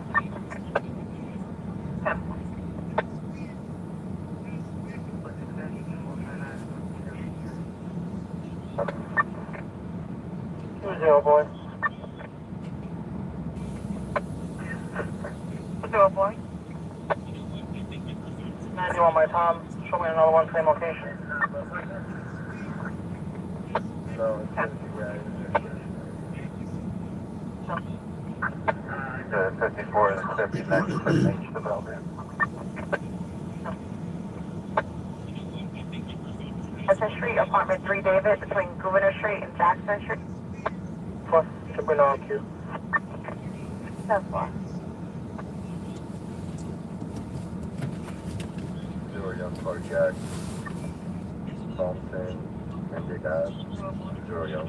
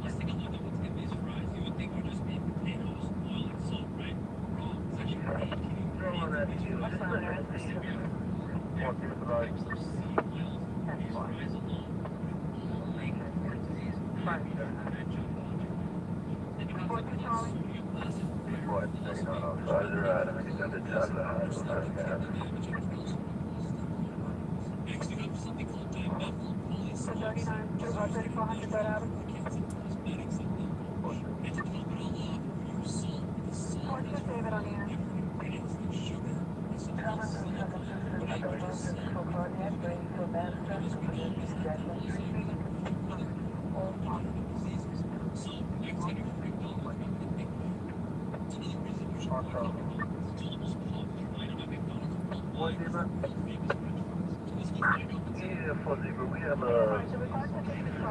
man trying to witness, it's not going through here, but the 84 time they go through, we were here at 135.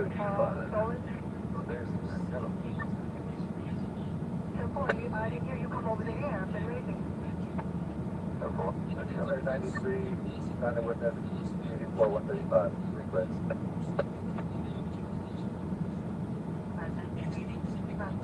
One 7 John, man, on the board, 17 John.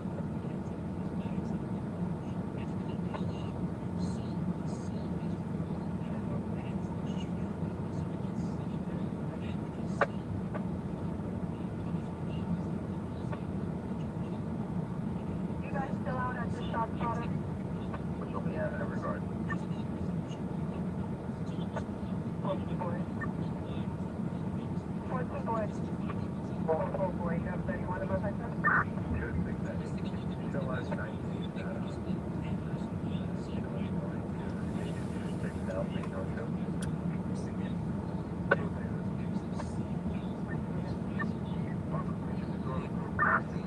Bus 214 at 95-166 Second Avenue, 95 Street, 952 Street.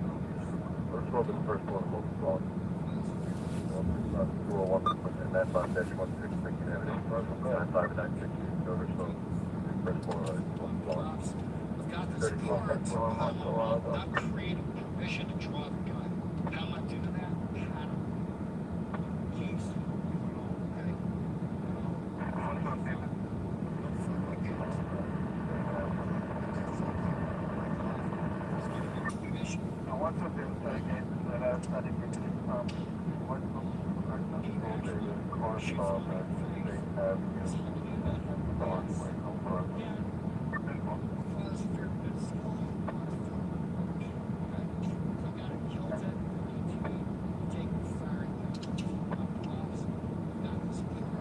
Oh boy.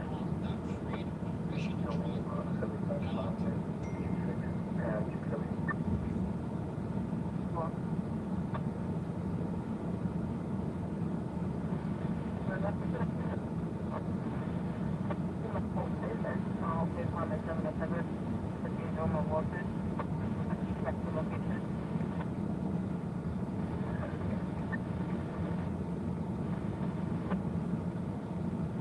What's your address?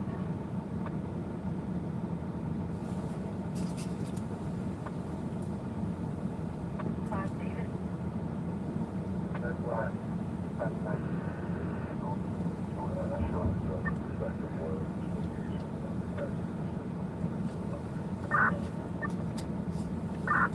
That's that one. 36 things, what's your system?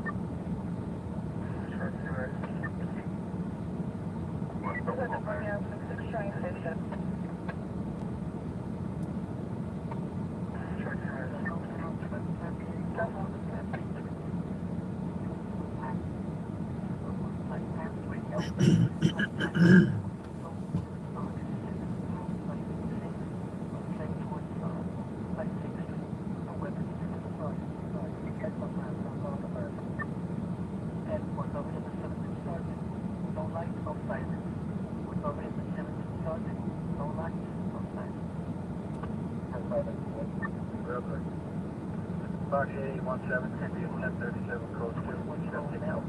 Decon, give your call for back in service.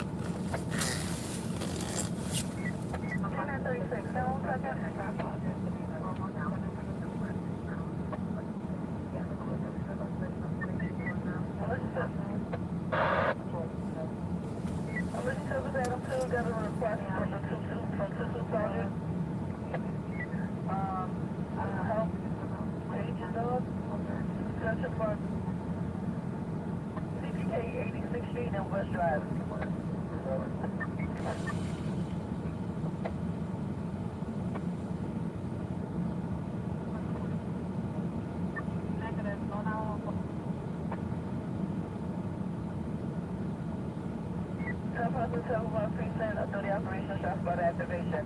753 Cross Street, connected to units of 1 mile south.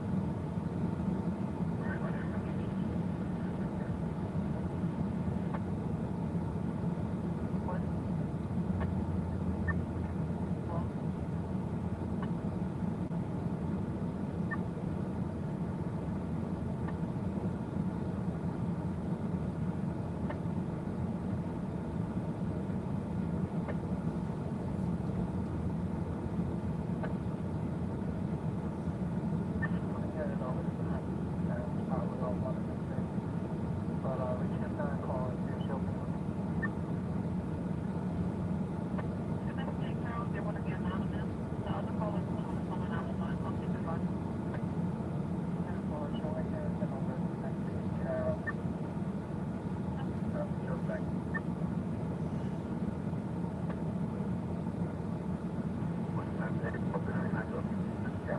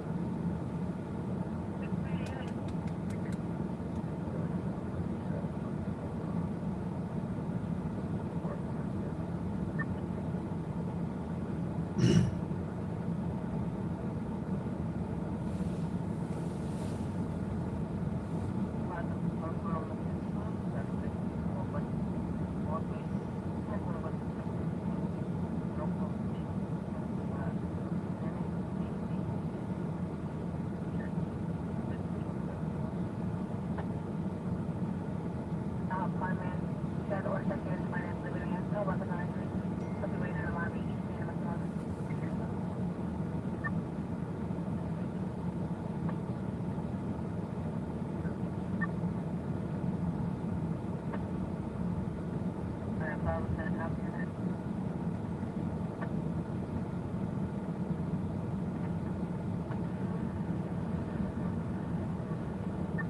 Captain, this is a woman confirmed shots fired connected in Campbell.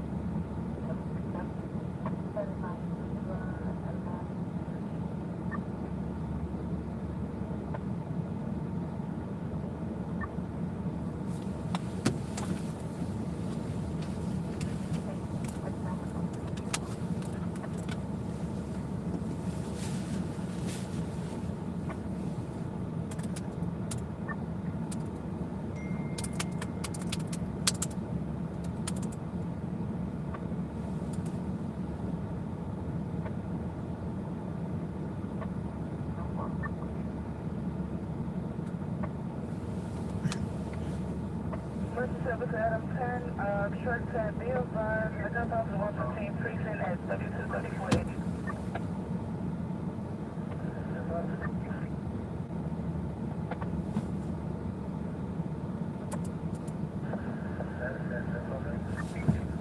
Bill, guys, I just received a job for a conscious baby cage. They were told the baby to her hospital, okay, copy?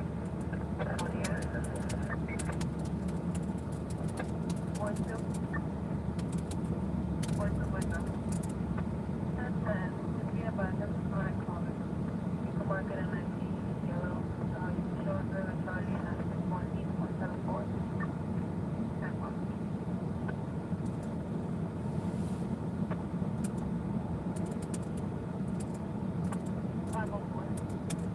Right, Adam said there's a cancellation, one of the citizens leave the baby at the hospital again. That's right.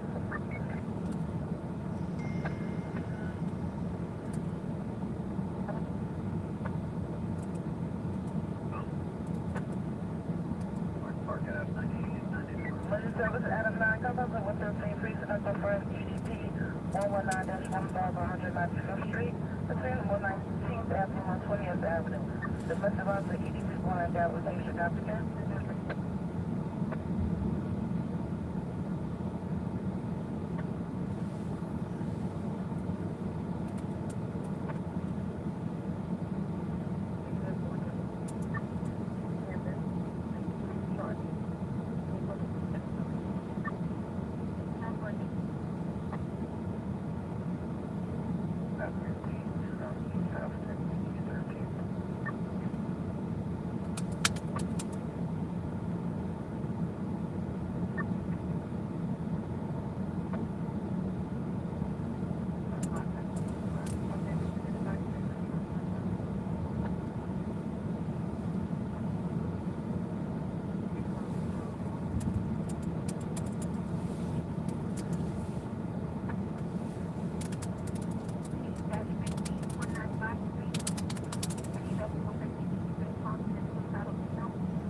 As a run-and-gun videographer that covers all. Other one, breathe.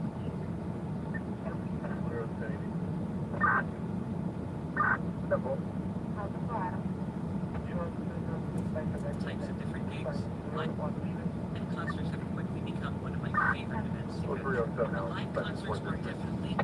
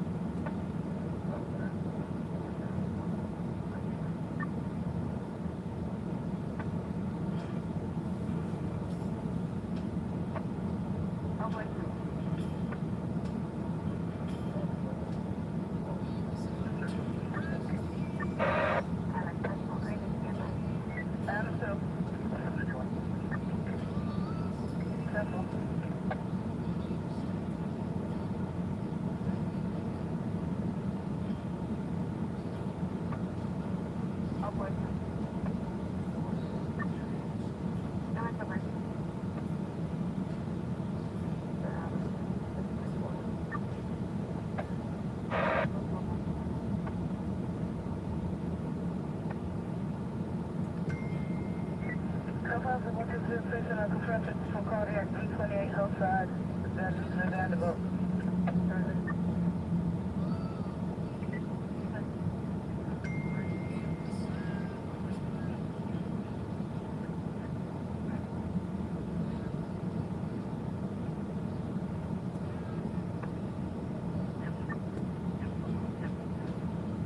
946.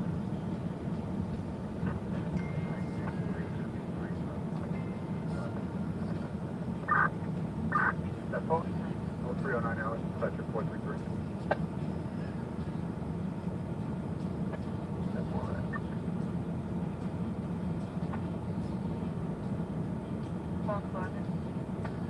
About to suspect that Paul Charlie transformed out of your now. He told me. He told me already. We supposed to figure this one out, right?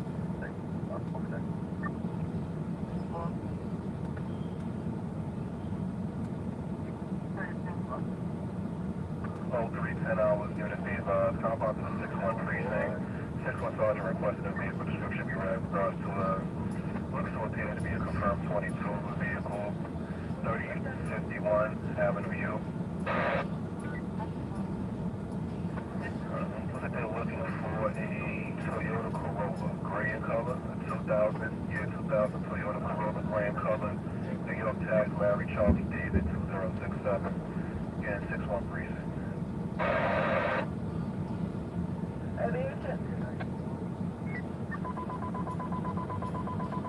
What's the 33 precinct got a 109 couple of things on the U-Haul truck cross Bronx Expressway and Amsterdam Avenue. Maybe you check based on the AK? Yes, that's for sure. I guess we check it. Maybe you can start seeing what's on the tab. From a U-Haul truck, once it tires and rims at this time, no license plate, it's at an exit 3 on cross Bronx Expressway. Unit B about to the compound to the 33 precinct. Compound the Highway 1 area. There's a vehicle pursuit. Vehicle is a U-Haul truck. 109 public safety that is following a U-Haul truck. He's down on the cross Bronx exit 2. He's down on the cross Bronx near Amsterdam Avenue. Coming up to exit 1 Adam at this time. Not sure what the U-Haul truck is wanted for. One more time. How's it one more time? Potential red, the vehicle on multiple licenses.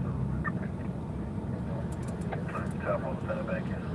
Last location we have is northbound on the cross Bronx exit 1 Adam, but nothing further at this time. Right back. Temple.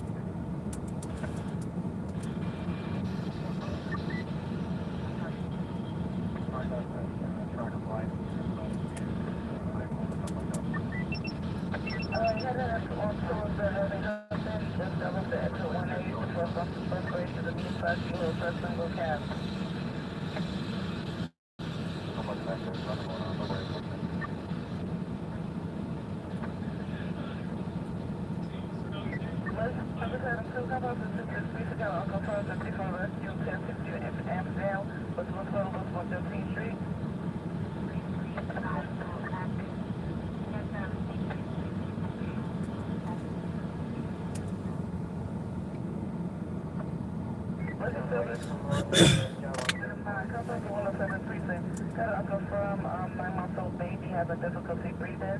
198-08 Avenue between 198th Street and 202nd Street. Realize the baby's turning purple. Okay, copy? Line red.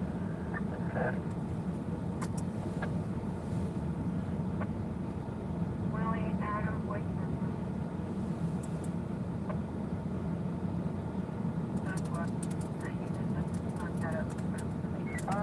Realize the baby you on truck read 164 multiple Lawson 8.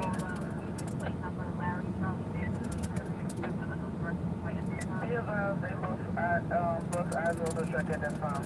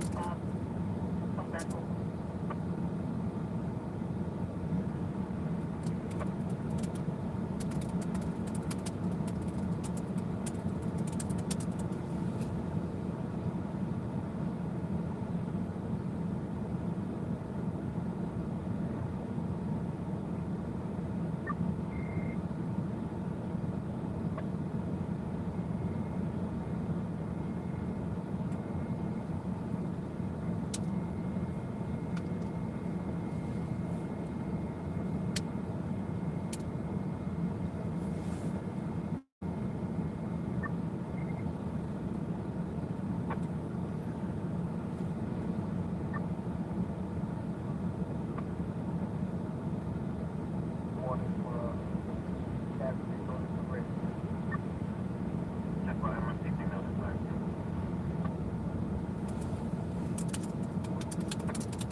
Alright, so the system for that point, that's gonna be 9 p.m.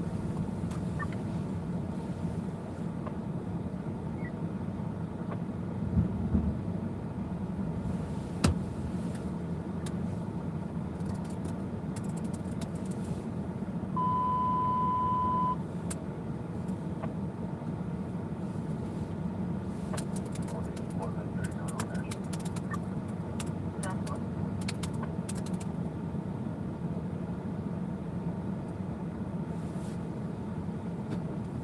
104 Charlie.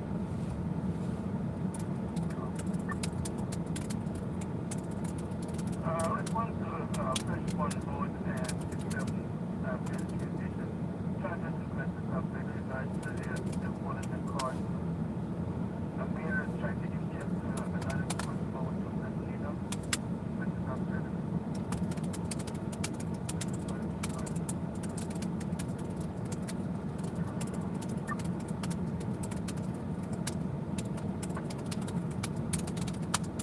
Today is Thursday.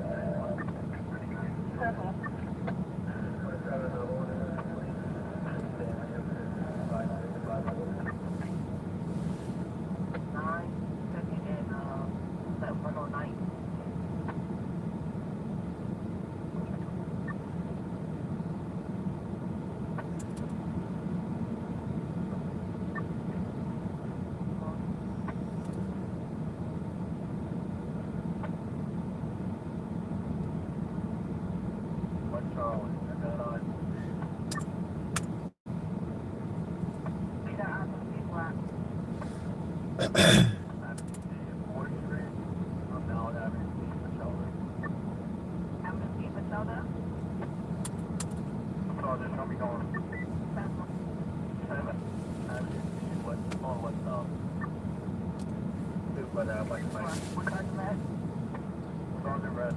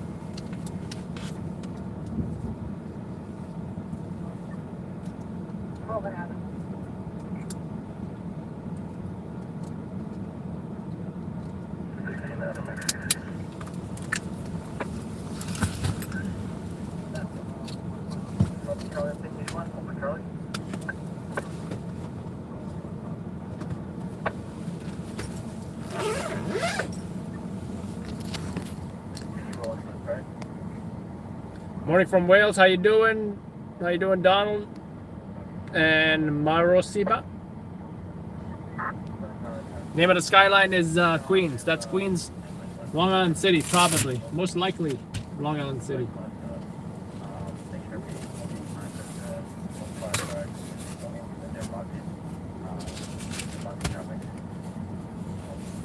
You know, I forgot I had some nuts. I totally forgot that. Forgot I had some nuts. If nothing else happened tonight, I would be happy. I would not care. Because sometimes I need some time to just relax, you know? After all, I already went to a 3-alarm fire, which was BS.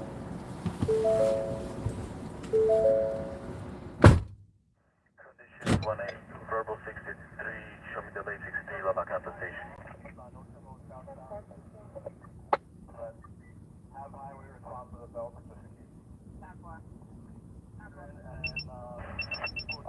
1-3, I'm 10-8. Can you send me back to the post? I know if anyone's inside.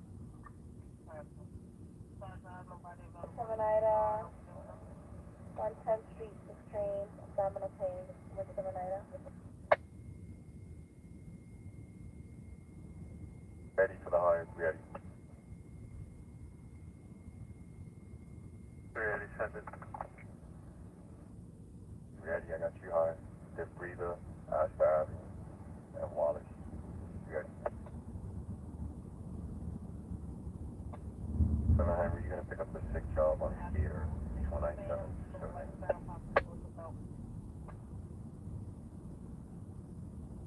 1-1 George. Get a line man, please.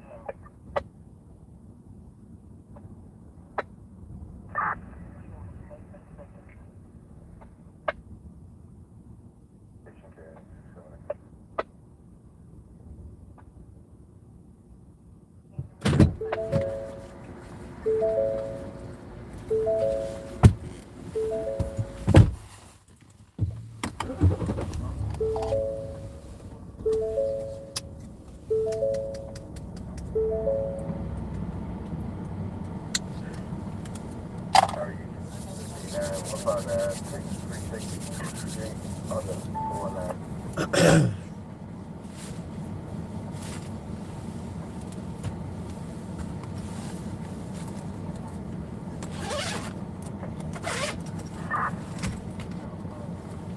Unit be advised, this vehicle that was stolen out of the 6-1 precinct, Toyota Corolla Grand Cover.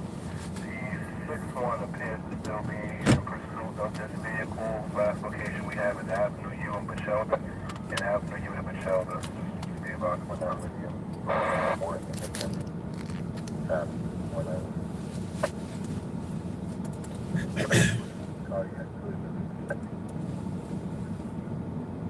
I'm sorry, 2-7.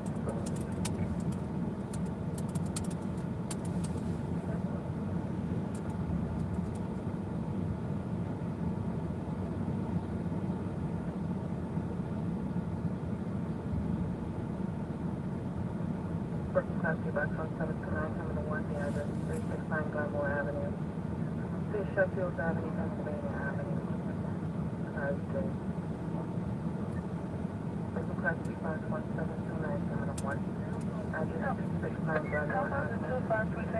Sheffield Avenue, Pennsylvania. Unconfirmed. Explosive device or bomb threat at 64 Franklin Garden Loop by Charlie Loop. Nelco Crash states he threatened to blow up Keenan's main shelter. Unconfirmed. Lieutenant Cyclone T-Bus 341. Address 5905 Beverly Road, South Avenue, 592 for an automatic round. Lieutenant Cyclone T-Bus 341. Address 5905 Beverly Road, South Avenue, 592 for an automatic.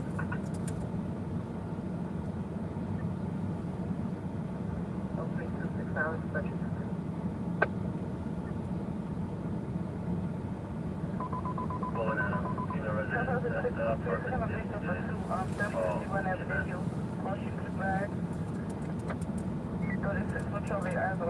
First Ave, sorry, July boy. This is Ray Automata to you in Corolla. License plate Larry Charlie David 067. Another brother 67.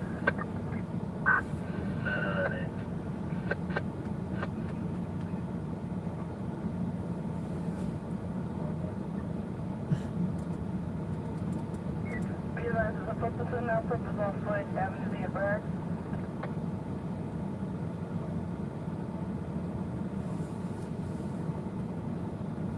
Hard charge, yeah, with it.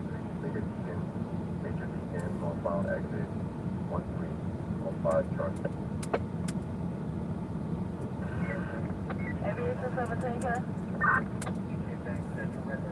Never mind. South 4. 95, we have nothing further. You can take it at 1091.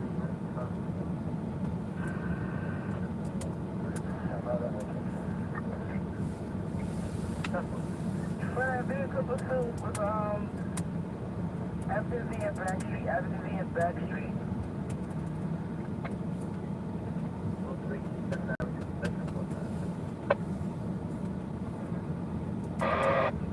Highway 1 area at this time. I'm not sure if this location is on the actual Major Deegan. I don't think it is. 70 Major Deegan Expressway, 70 Major Deegan. Exterior unit on the floor, on the floor. Appear to be a single vehicle, 53, a black Toyota, energy green. Nothing further. That's not on the highway. 616 Bravo. Looks like it's the street level. I'll see what the Bravo says. And, either way, I don't have anything to tell. Call back. There's no injuries or no traps, so we'll figure it out.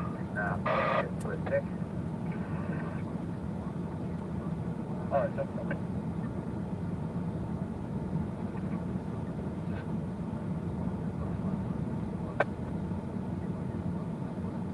Basically, I just need a loop for the other.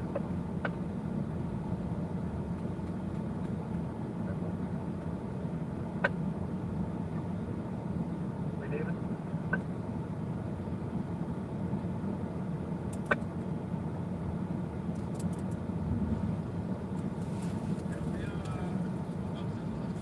Guys.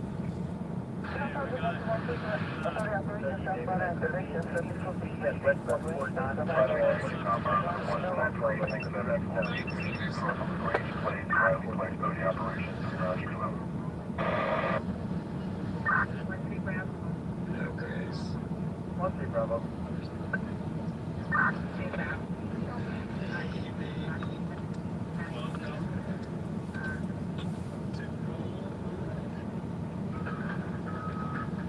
I got you. It means 2006.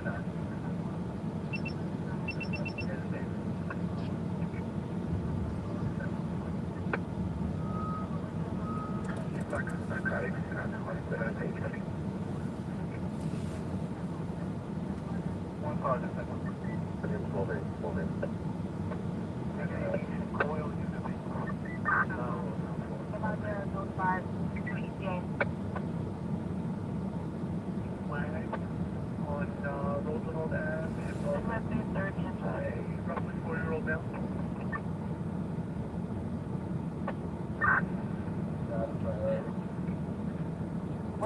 Both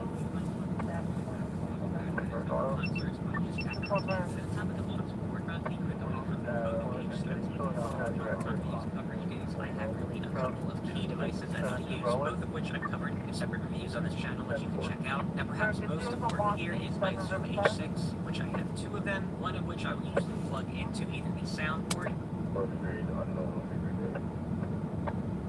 and or do a direct out from the speaker via, say, an XLR cable. This is going to give me an accurate capture of the board feed and whatever was coming out of the EA system at the time.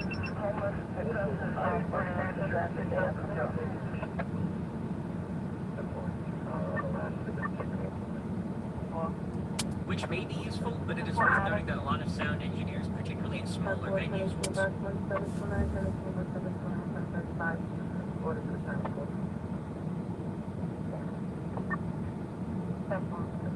what comes out of the PA system to what they're hearing in the room. Therefore, you're likely to get things that are louder, like vocals or keyboards, and devices which don't have direct amplifiers on stage, but perhaps lower volumes of things like guitars and bass and drums that you would hear that are more acoustically amplified on stage.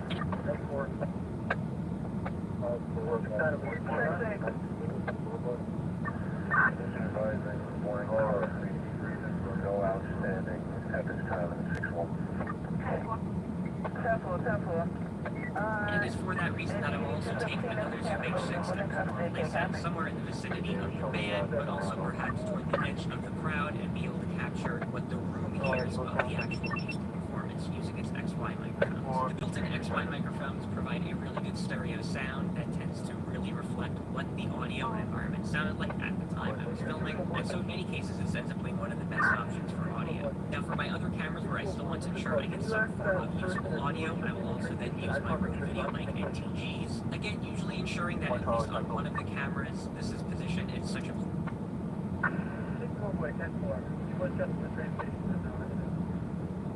place where I would be able to get a decent signal out of that and have yet another option I can use. And really all this comes back to one word that I mentioned at the start of this point, which was redundancy. You really want to have multiple points of being able to capture audio and many options when you bring your footage back in post to be able to cut or use different audio sources if need be. One other point I'll mention is the fact that you could of course take an external field recorder like the H6, put a couple of different stereo mics, say one at each end of the speakers and the stage, and be able to capture sound this way. Again, a lot of this depends probably on the budget and the actual location in which you're filming and capture sound this way. Like say one at each end of the speakers and on the stage to be able to capture sound this way. Again, a lot of this depends probably on the budget and the actual location in which you're filming in terms of what's possible. But once we discuss the audio portion of things, we have to move on to video, and there are a lot of things to talk about video.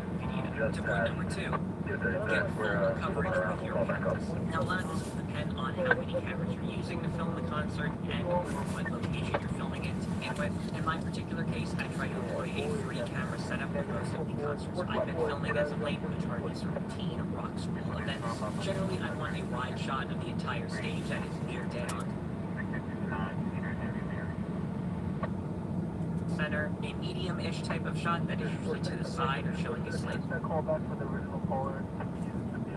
different perspective of the stage, and then a medium to tight angle that I will often use in going handheld to capture close-up shots and kind of unique elements there. With these angles, I'm usually making sure of a couple things. Number one, if that wide angle does not completely show the different band members and everything going on the stage, I will make sure that that second medium focal length angle covers for this and reflects the other people that are not seen in the wide shot, say if a drone is blocked for some reason. Number two, it is also for the fact that I can get some static scene shots that I can rely on that will be my safety net in terms of camera coverage while I play around a bit and get creative with my tight angle net. Trying to get consistent coverage across different venues will be a really interesting challenge, and is going to be one of those tests that will definitely tell you if and when you do not have the right length. This is going to be one of those tests that will definitely... One sergeant. I'm sorry, man. Can I get a bus to 2121 Coil Street? That's also going to be where the arrest and a black location of arrest. Just in regards to the same MOS? No, this is going to a vehicle. Right, so you need a second bus. second bus. They tell you when to not have the right lenses for your job. I can certainly say camera blocking bars and clubs is a world apart from camera blocking a large concert venue.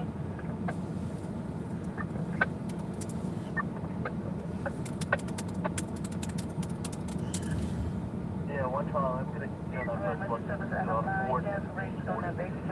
Does the idea of watching two people having a conversation sound exciting? Probably not. You probably wouldn't want money to see them talk all the time. Because ultimately, that's what every movie and TV show boils down to. Over and again, two people having a conversation. How come so many filmmakers manage to make those conversations exciting?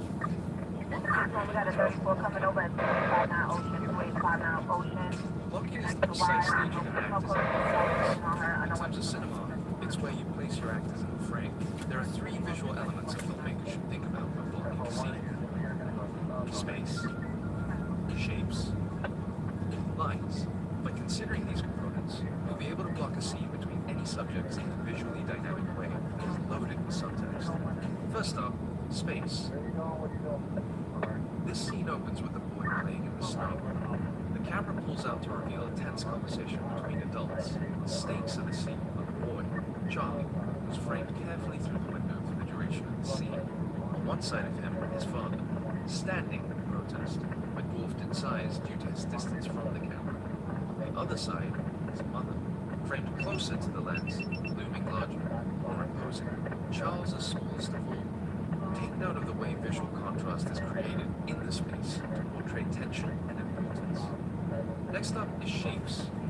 There are three basic shapes: circles, squares, and triangles. Everything around us can be turned into one of these basic shapes, even an actor's face. Circle, triangle, square. The basic shapes come with certain emotional qualities and assumptions. Circles feel safer and inclusive. Squares create limited space, boxing someone in. Triangles are sharp, they feel aggressive, but it also has an apex. Let's watch this scene from Guardians of the Galaxy. James Gunn carefully framed his subjects to form a triangle pointed to the moon. The moment is played for a joke. Conversation happens, while important action is staged behind it.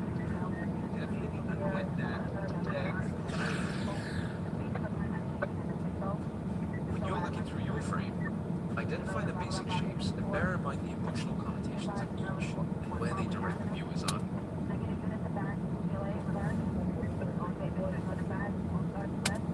We've covered shapes, and shapes are formed by lines. Be aware of the lines created in every shot and the effect they have on the viewer.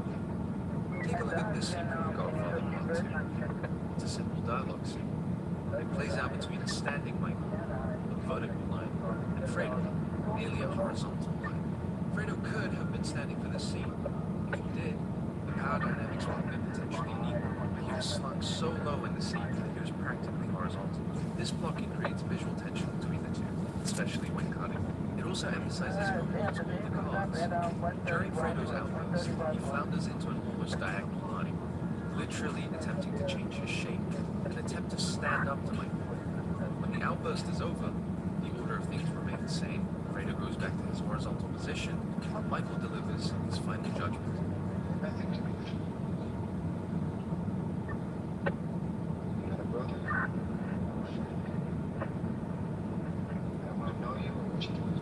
Happy trails, Fredo.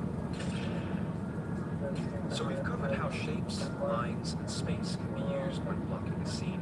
The thing is, on their own, they're not going to make those dialogue scenes that profound. Unless you do it with this in mind: subtext or contrast. By contrasting your blocking with what's being said or done, you create an underlying meaning. It's also a personal statement about the band itself. And start to reveal the real story. And it's not only for viewers. Communicating subtext through blocking guides your actors, your DP, and the art director towards your vision. Blocking tells us what the characters really want to, what they really mean, what's really going on.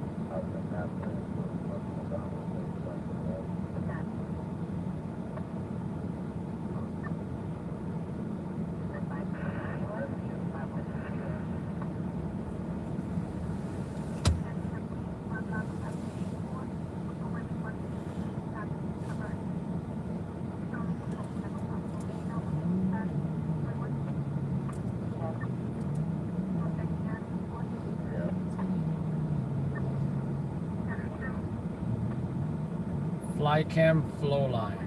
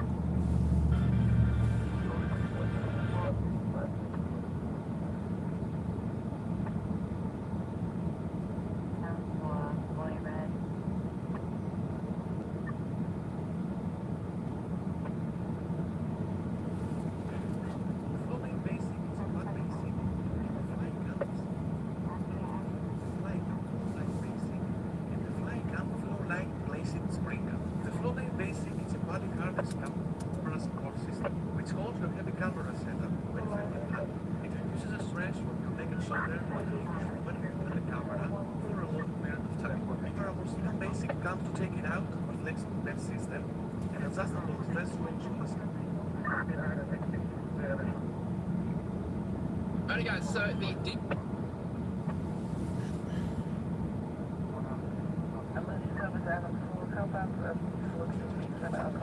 starter usually comes with a case, nice carry case, but it's really nice when you pull it out because it all fits back in there. You're gonna want to head and tighten these knobs as well. Make sure you're all fast and secure. Detaches right here. So what we want to do is go ahead, take this, assemble that right there, just like that. You're gonna see there's some extra string, extra rope here. The reasoning for that is because, well, when you want to package it, you want to leave yourself a little leeway here, or else it's not gonna go apart. It's gonna be stiff. And the next thing we want to do is let's go ahead and talk about this right here. This is your tension throttle here, basically, is what I like to call it. But really, it's your tuner to be able to tighten this and give you some more tension for heavier cameras, which we'll be showing you here later in the video. I'll be attaching my Ursa Mini 4K or 12K camera on this, so you know that that guy's a beast. I'll show you how that works here in a few. But a couple of quick things to go over is the tension right here. When your camera's a little heavier, you're going to want to go ahead and use this. Now you see that the rope is going up. See that? It's now going up. So that's basically there. And then when you want to release that, when you have a heavy camera on there, this is automatically going to just spin when you unleash this. And it's kind of like an anchor dropping into the ocean. So you want to be careful when you do that. You want to flick your fingers. Know what you're doing when you're doing that from behind. We're going to go ahead and show you those here in a few minutes. This may be too far up for you, possibly. And there's ways to get around that. It's very simple. You're going to go ahead and loosen these knobs right here. Okay, let's go ahead and loosen these four right here. And what you're going to want to do is you'll be able to raise this basically, or lower it. In this point, I've got it to the highest point because I'm about 5'11", so I like it to be a little high, but you can see that this is now moving up and down, and that's a beautiful position that I know works for me. Time to put on our vest. One of the simplest ways to do this, and the safest ways to do this, is go ahead and hold on to this with your left hand. Go ahead and put your right hand over here and slide it right through here. All right, go ahead and take this hand, attach it right here. You don't want to get swung in the face with that thing either. Now it's pretty much centered at this point. So now we can actually strap in from down here and now right here. So let's get in tight. You can also adjust using this. These bars right here on the side will actually allow you to pull it down so you can get that nice tight fit. Now, the other beautiful thing here is what we're looking at is the spring. Now, a lot of people get confused with this and go, oh, let me grab my camera. Let me grab my camera. And then, you know, that is such a pain. One of the easiest ways to do that is grab two of your fingers. Go ahead and twist that guy. Ah, yes. This is something I've been trying to figure out for years. And I finally got to it. And I was like, you know what? We need to put this video together. All right, so one of the big things and key features you want to do here is on the back here. You can see this is that tension knob we were talking about. All right, sometimes it's very difficult if you don't have long hands, like or long arms like myself. And you can see that I'm creating tension now, right? So what we're going to do is bring this rope down, right? And you can see that it's coming up. And that's fine, because weight hasn't been distributed to it yet, right? So what you can do is you come down here like me, and you can go ahead and release that spring. Now you got a tight grip. Bring it back, center. There we go. So now, we are talking about a camera that may be a little too close, all right? Now, I've got my handles on here. I didn't take them off. So let me go ahead and do this. This might make it a little easier. These are on Pro Aim site as well. All right, so the problem we're facing right now is this is cool. I think it may be comfortable, but it may not. And look at this. You can see that the weight is actually pulling it down now. So that means we need to bring on a little more tension. So now we're looking at more tension. So now this goes to right about here. You're kind of having problems here. So what you're going to want to do is go ahead and create some more tension. Yeah. All right, so now that we've put some more tension into this with the plus sign, you see that it's not going anywhere. In fact, the more I bring this up, well, there you have it. It's actually a perfect balance. Now, one of the things you want to do once you release this is this knob right here. You see that? We'll release this. Now the tension's all gone. So what we're going to do is, when you have a camera like this, it's pretty heavy, you're going to go ahead and want to create some more of that. So now you have this, tension's right there, all right? So you got your, creating that tension is all about it. This is how you weigh it out. Now, I like the camera right here. I'm cool with that. But some of you may be taller. Some of you may be a little shorter. I'm a pretty short guy. This is how you're going to level it out and push it out more. And you kind of sit here and see how comfortable that is for you. This might be a little too far out for me, okay, because I'm kind of falling this way. And, it's all about balance. Right? You want to be careful when you do that because a lot of weight's coming and pushing back. This right here would be good for me, and even higher. Then when you want to get even a little higher, you can go that shoulder style too, which is always nice. You know, action examples might work just like this. Isn't that nice? Some guys out there looking, oh, I wouldn't do that. But you know what I'm saying? This is what it's all about. It takes the weight off, distributes it into your weight, and that's what it's all about. One of the other safety features that Filmmaking starter vest features is this. This can attach anywhere onto your camera. In this case, I got a different type of style here. But you can clamp it into one of these holes, clamp it anywhere on your camera that's safe. Like I would probably go like this, or that way. Perfect cage. There you go. Just in case anything happens, it's better to have this stop a little bit than it falling completely on the ground. I mean, this is a $1,200 lens in itself, and the body itself, we shouldn't even go into that price, but you know what I mean? It's expensive, and you know, a lot of people get scared when they do this, because they're like, oh my God, my camera's suspending. But there should be no fear when doing this, especially when you take the safety precautions like this. Right here, I'm pretty much protected. I still can let my camera go. I'm still kind of like the guy that just likes to hold on to something, you know what I mean, no matter what. So, you know, you should never really let it free flow like this, or just let it hang around. But for safety reasons, and this will give you a little more security when you're out there shooting, is utilizing this little safety belt that's right here in the back and touch it anywhere that you think can clamp on the camera. Make sure to hit that subscribe button. Thank you for tuning in.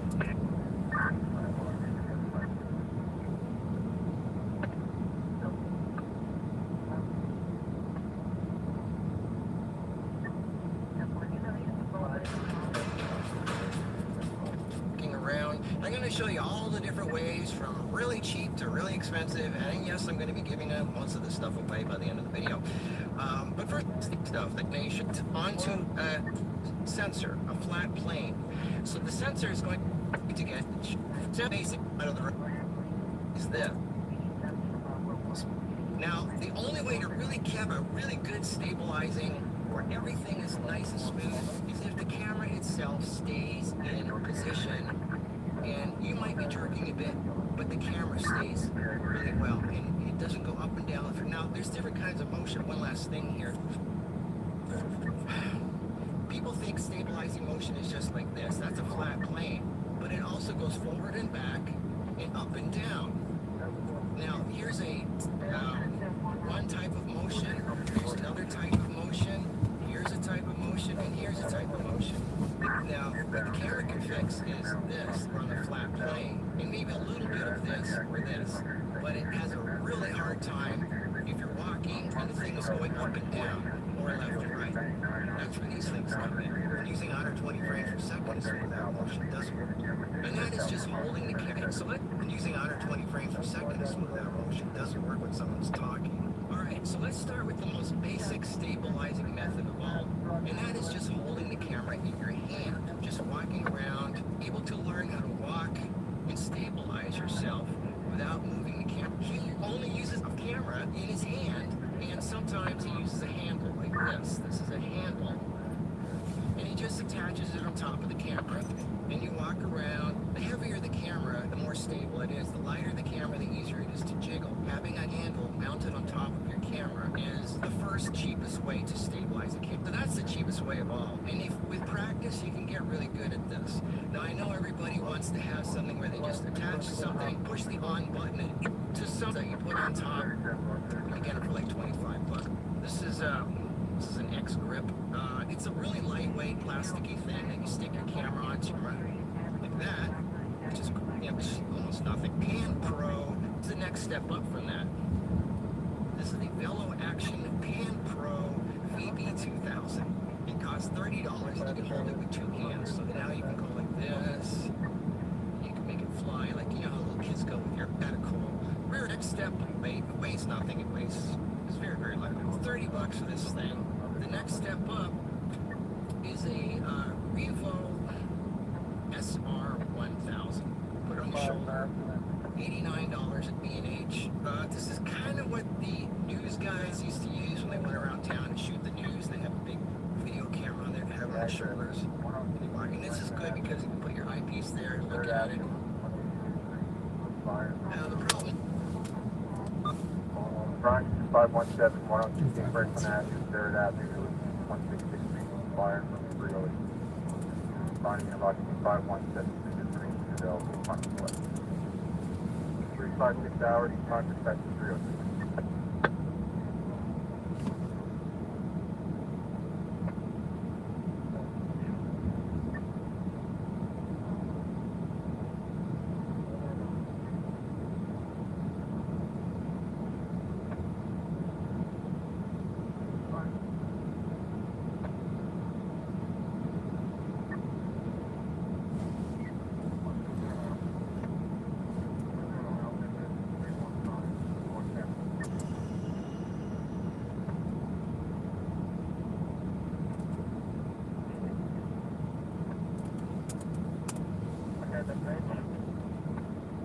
And what this is it, you can total this bird, and it moves, you can, real idea like this, or you can just start with your walk, or the campaign, you can use your thumb on things like that. This is like the handles are flexible if you want to go up or down. And this is a little bit more, I got it from China, it's night mode. I mean, it has a gimbal, which is kind of cool. That's the cool thing of the mechanical ones, and that is this. This is the standard main one that most people use. It takes some getting used to, but the idea is you balance the camera perfectly with the counterweights down here, and if it's balanced properly, you have a gimbal here, and you move it, you keep it whatever you want to aim it at with this hand here, and then you can move the camera in whichever direction, and the camera aims, it doesn't move it. No, the camera just stays looking in the direction that you want, and you can turn it easily by just, of course you have to keep it balanced. Like that. This is actually a good one. This is the Flycam Red King. I suggest this one if this is the way you want to go. Instead of just unlocking the base plate and manually sliding it, jerking it, and then locking it in, hoping it works, there's a knob on the back and a knob on the side. You just turn the knob, and it makes the camera go back, or forward, and there's another knob on the side. You turn, it makes the camera go sideways. Also goes up and down, the gimbal. You put the right position in there, and then these weights can go up and down. Down here, they don't. It's real quick. That until counterweight gets execution. Buy some fly cam, stabilize, but you attach to that the steady cam. This is the main part of the steady cam that does the stabilizing. I'll get all to that in a minute. Anyway, so this is the last of the measures. Now we're going to get to the motorized electrical ones, and it has XYZ motors. Camera this way, and this way, and then the motors take over and it holds steady. Unlike other people which nitpick these things apart, which is this one better than this one. You know what? They're almost all pretty much the same. Maybe $50 more, $100 more or less. One might weigh a little bit more, whatever, but really they're all kind of the same if you know how to use them. I'm sure you've already seen a million videos about these online. I've got this Yun Crane 2, which is $450, and then I have the Ronin SC. By Autofeed, if you're gonna go this route, the Ronin SC, it's the smallest of the bunch, the best. Cup a cell phone on top of your camera, it can actually track your motions. And the Fiatech AK4000 also has an optional two-handed grip here. It's a carbon fiber grip. It costs $190. I'm gonna turn it on. The thing is, you take the handle off the bottom of this and you put it in, you incorporate it into this handle. This is where the electronics and the batteries are. And it goes, the wires go through here and talks to this thing. So I'm going to turn it on. Okay, it's on now. And now it's got a little LCD screen here that you can change for whatever mode you want. And now you can do smooth motions up and down. So if you're using the carbon fiber handle and the AK4000 together, it's about $600 for the whole set. And it's pretty good. I mean, it works all right. Personally, from my experience, having the two-handle thing doesn't really make it smoother than just having the single-handed one, especially if you know what you're doing. But, you know, you're having two hands holding, the weight that you're holding, your weight bearing, is now split up over two hands instead of one hand just holding it, getting all jerky and worn down. And so now we have the disease pneumonia, ice winds, and it's not, I mean, it does help. You turn it on and it makes it smoother, but it's... 401 is the time, dispatch is 306.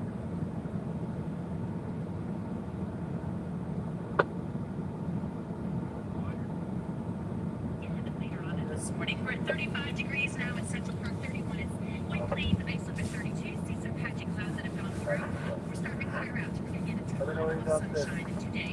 It feels though like the upper 20s still in the city. So What's the day to ALR? morning. But again, by the time we get to the afternoon, wind chill factor is not as big a deal as it was the last couple of days. Right now, it's 44 degrees. We're on our way up to 48, so about 10 degrees warmer than we were yesterday. Lighter winds too is going to make all the difference. And a ton of sunshine. Headed by later this evening, still around dinner time, the temperatures will be into the mid-40s. So let's check in with down and see what's going on out there. We have some trouble spots. We definitely have a couple of pickups already. The big one right now, though, is in New Jersey on the Garden State Parkway, southbound express lanes. They are completely closed. This is because of an accident over by exit 109. Local lanes are still moving along. But for the time being, you're going to want to give yourself a little extra time as you make your way through the area. We've also got our usual line of construction here in Queens on the Van Wyck Expressway. This is out there every night. Every night it slows things down. On the northbound side, really smooth motions with this thing. I like this one out of all the motorized ones. This is the one I like the most. So this is the Ronin Lens. Two-handed stabilizer. Goes for $800. 7 George, top I really like it. This is 7. Like fair sprays. This is the one that I use for hanging off that. Now we're talking about professional steady Square cams. This is the 163. professional The steady booth cam number system. is Robert This 147. is that Hollywood has been using for many years. So the way this works is this is the support system, this is the steadying system, and this goes on Canada. So this is the final system using this. Now, contrary to popular belief, this is not for steadying. This does not really steady anything. The purpose of this right here is to take the weight of this off your arms. In Hollywood, those cameras are huge, they're heavy, big, there's monitors, big batteries. I think a normal person probably couldn't hold it for more than 30 seconds without shaking like crazy. Anyway, so this thing here, the purpose of this is to support the weight of the steadying contraption. So this is how it works. And really what makes things steady more than anything else is the weight of the camera, the weight of the gear. Everybody thinks this does the steadying, it doesn't. The reason the Hollywood shots are so steady is because they use these big giant heavy cameras with big heavy gear and monitors and batteries. You take a little tiny RJ, shake it really easily, really quickly. But if you go up to an ocean liner and you push on it, it's not going anywhere because the bigger something is, the more money it's going to go. Anyway, and this just does the support, so you can use this all day long and not get your arms get tired. So that's really what this is for. And the stuff, the real quote-unquote Steadicam, the brand Steadicam, they go up to like the price of a house, like $250,000 for those things. The newer ones have gyros on them, and money through Wexler's. $600-700, $30. So $600-700, you got yourself a professional Steadicam. Which I am careful. To whack someone else in the head. Really careful. When the arm comes out, but it still swings around. This thing's dangerous. It's real heavy and it's hard, so be careful. You have one of these ripped ones supports the weight from above. Alright, this one here is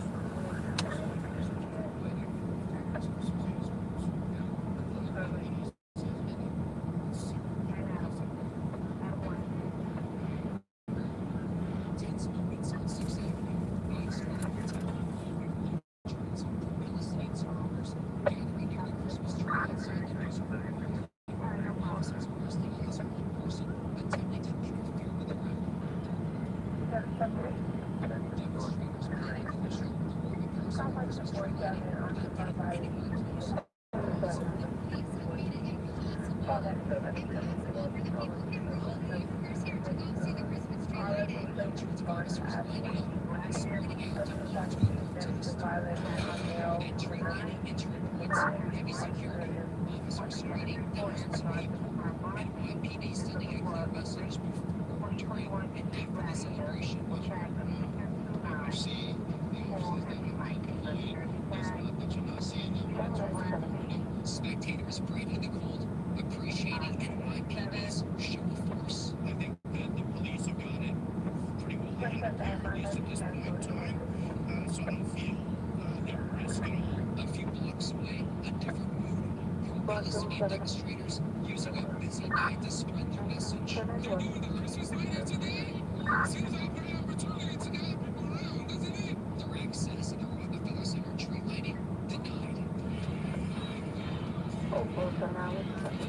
Instead, they hit the streets and marched through Midtown toward Madison Avenue. End the genocide, ceasefire now. A 4-day pause, a 6-day pause is not enough. For Susan, today in New York. It's right now happening now. Search for the driver of a car accused of hitting and killing a 3-year-old child. Now, today, New York Robbie Smithson blushing right now with these devastating details. Good morning, nearly yet a 3-year-old child was on the side when a vehicle parked this way. How angry and that child was. Here's the evidence looking for a lead NYPD at this time around 6:30 Wednesday night. Police received a 911 call about a pedestrian hit. That pedestrian turned out to be a 3-year-old boy. He was immediately taken to New York Presbyterian Hospital, where he unfortunately was pronounced dead. After the initial investigation, police tell us that they believe the driver in a white Infiniti was backing up a parking space when they hit the young child on the driver's side and then kept driving. People in the area say the fact that that driver left the child makes the situation even worse. It sucks. I mean, if you hit a kid, you should probably just stop. Like, it doesn't matter where you're from. That's why we said we're trying to get to because I use more because I do recipe videos and I have to fly the camera just an inch above the countertop. So this is more fitting for what I do. For people who feel an inch more because I do recipe videos or it's above. Anything that I use more of because I do recipe videos and I have to fly the camera just an inch above the countertop. So this is more fitting for what I do. For people who follow people around walking, maybe the other one is the waist from above. Alright, this one here is called the Flycam Flow Line by Pro-Heat. With a plastic spring head. This costs about $800. The last one I showed you, it supports from underneath but with an arm. This one supports from above, which is what I use more of because I do recipe videos and I have to fly the camera just an inch above the countertop. So this is more fitting for what I do. For people who follow above the countertop, so this is more fitting.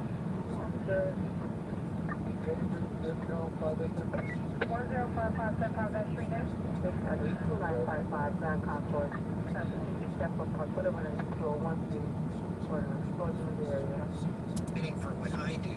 For people who follow people around walking, maybe the other one is more fitting. So it depends on what you use it for, would be determining which one is more right for you. Anyway, so you hang your camera from here, and again, this thing is just like the other one, is not designed to steady the camera. All this does is it's designed to take the weight off your arms so your arms don't get tired holding something. That's all this is. It's just a holding device to keep the weight off. If you walk, it still goes up and down. So you need something on here that stabilizes. So that's where I use the Ronin M. So it has a clamp on here, a clamp on the handle. So now you have your gyroscopic gimbal dangling from a wire above your head.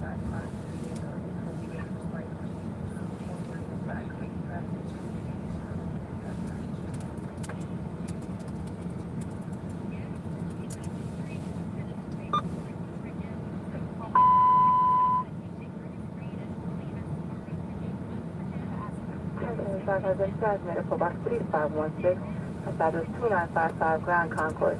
This is each special park whatever and use to roll 1 street. Wasn't in the area. Data 462, the Bronx. Transmitted for box 3516, address 2955 Grand Concourse. Between East Depot, possibility 201 Street. For explosion in the air. Ladder forces? Box 3559, 1031. We're available for that box if you need us.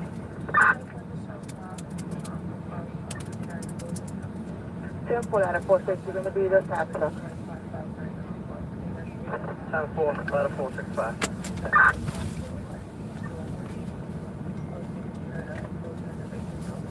Unity Smart Box 3516, follows.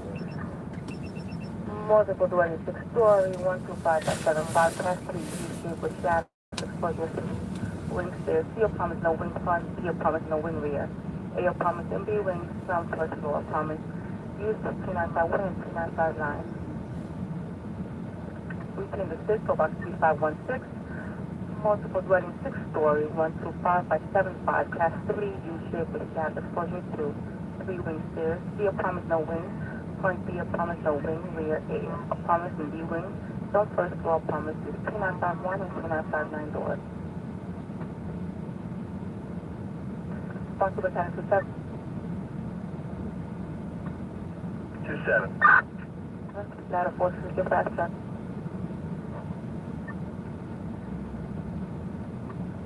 10-4. 0412 hours, dispatch the 416.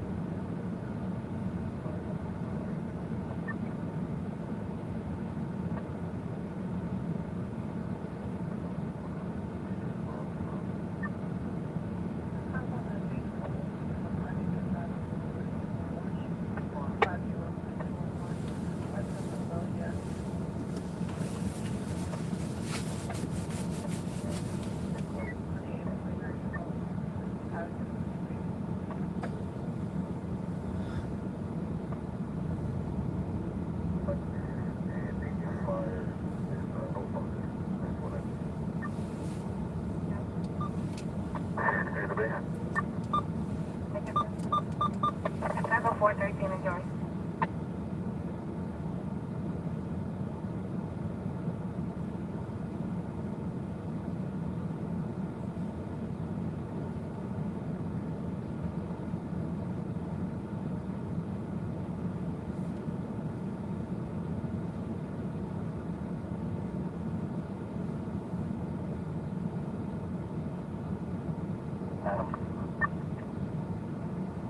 Adam.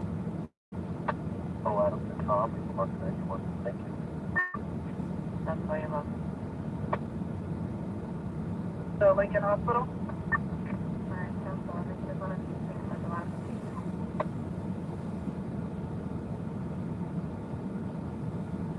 Cat tap now open 14 hours ago, yeah. For all the last stuff on the firm, ready for like a school and school, and back tap the way. Battalion 27. Nothing on self, transmit to all hands.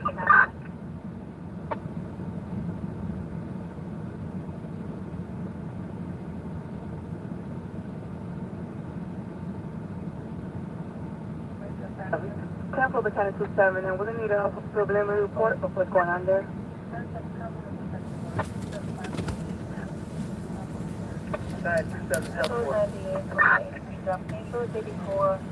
On the 0170. Try to call back, please. Alright, Temple, give me 1 second. Overhand Center, for box 3516, address 2955 Grand Concourse. This is East Depot, possibility in East 201. Reporting explosion in the area. Overhand Center 1 for box 3516, address 2955 Grand Concourse. Between East Depot, Park Boulevard and East 201 Street. Reporting explosion in the area. 0415 hours, dispatch at 462.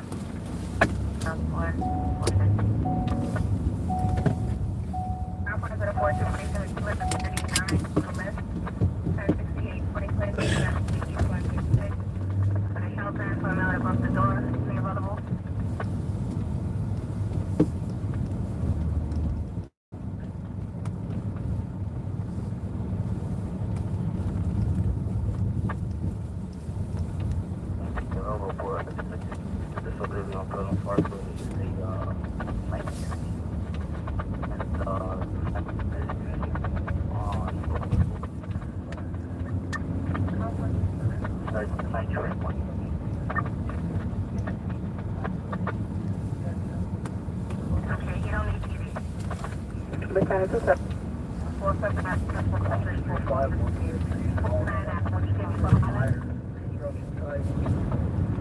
1 is Erin Concourse. Exposure 2 is 6-story multiple dwelling. 75. 100 exposure 3 is unknown. Exposure 4 is 6-story multiple dwelling. 75 by 100. We have one line stretch. Main body of fire. The construction site is fine. Continue ahead.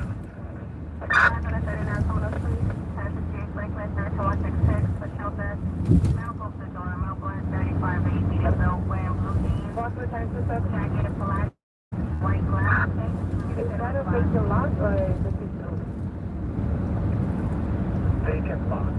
Construction stuff in it. Cancel the 10-7. Time of your report is 0417 hours.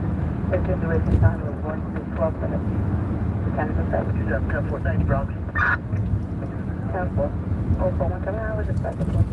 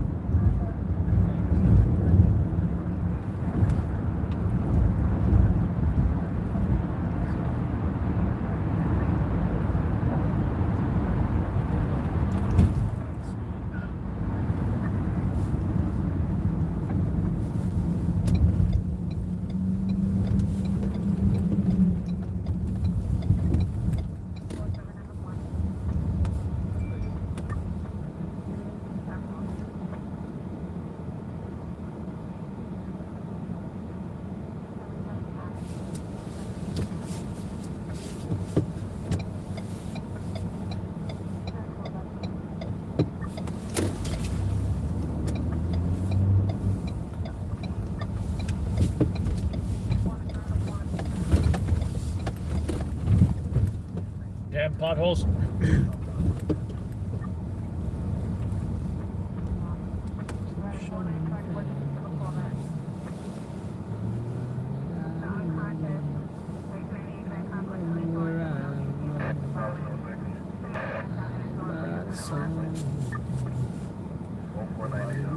97.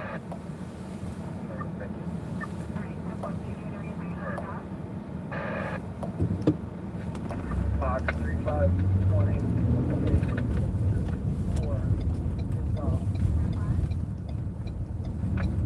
9-story building under construction. Not a big amount.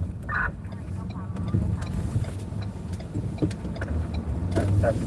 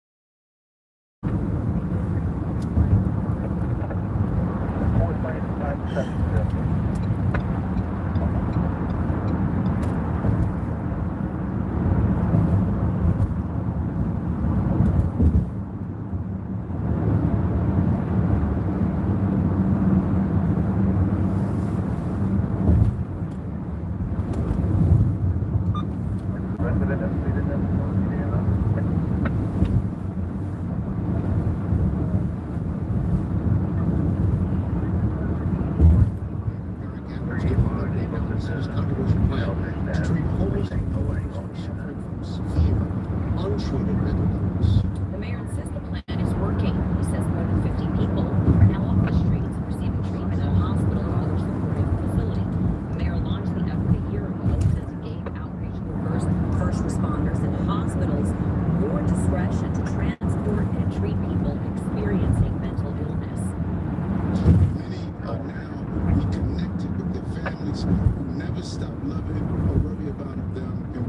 never stop loving and raving about them as well. Mayor Adams attributes the progress to more psychiatric beds and better communication between first responders and the city's hospital system. Now, Long Island, it's throwing the same panic.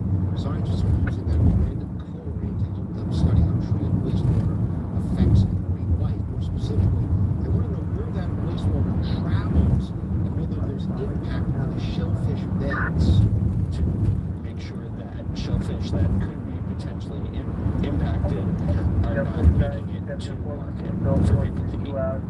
Scientists say knowing where that wastewater flows will enhance readiness and the buildings on to just began last Sunday, and they are going to continue all the way this Saturday. It's just interesting to actually see how the water is going, and something I think a lot of people don't know what's happening.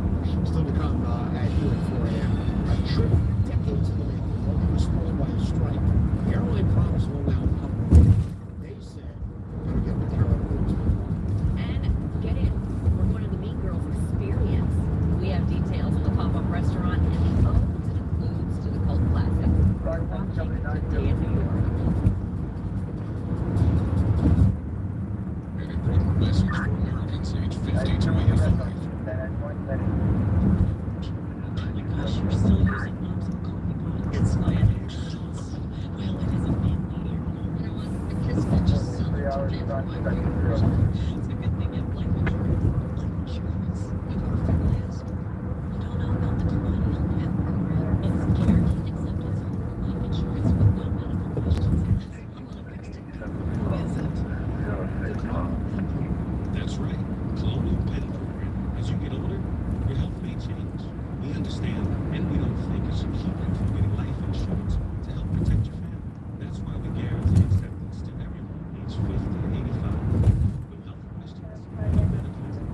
Applying is easy, and you have a choice of options starting at $9.95 a month, $2 a week, 35 cents a month, and your price will never go up. Apply the time. Guarantees this protection for less than a lifetime. Some insurance policies end once you reach a certain age. Not this one. Pay your claim. Choose to keep as long as you like. Ready to learn. Call Call 1-800-392-3800 for your free information and free beneficiary plan. That's 1-800-392-3800. Or small application. 1-800-392-3800. Call now.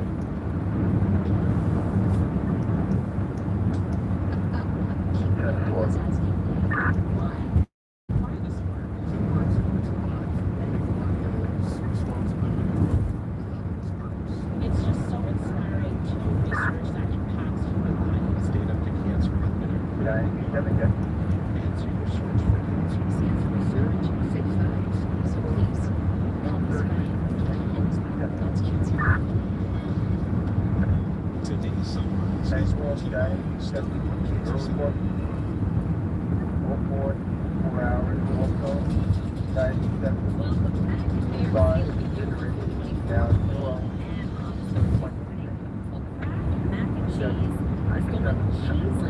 I went cheeseless for the first time ever. Kraft Heinz offered you guys shoppers a dairy-free version of its beloved macaroni and cheese. The recipe relies on ingredients like beef protein and coconut oil powder to mimic the taste of the original mac and cheese. It comes in 2 varieties, original and white cheddar, plant-based, not mac and cheese. While it's storage for the next few months.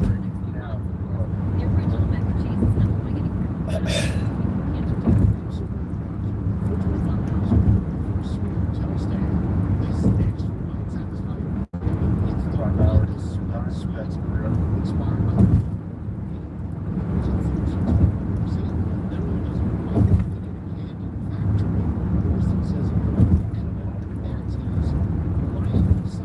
Chocolate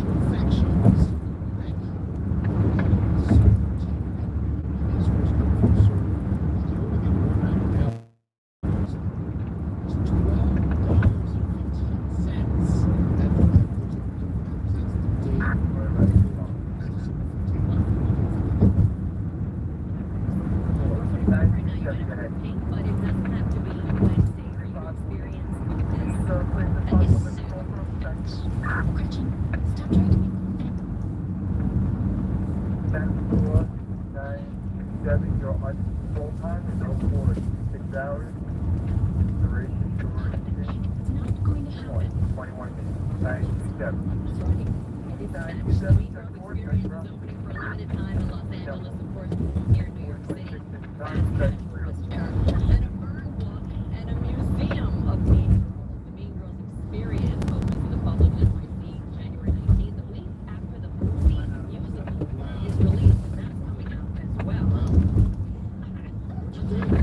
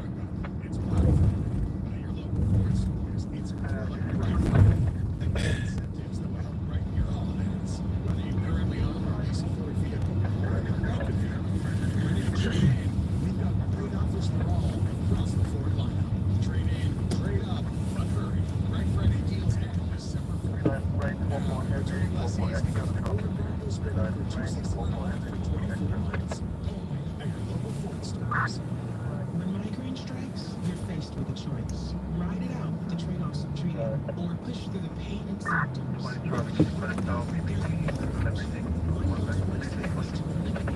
All right, we got Channel 7 next. It does seem to make it a little easier when you're doing that through the foods that usually make us the most comfortable. Like the conversations around it don't have to be all dark and gloomy. Yeah, they can be warm and delicious. There you go, like a cookie. Rosie actually met up with her son and granddaughter, and they baked the cookies together. Brian and Andrew, isn't that cool? Very cool. And I wonder if the dough still tasted like grandma's old recipe.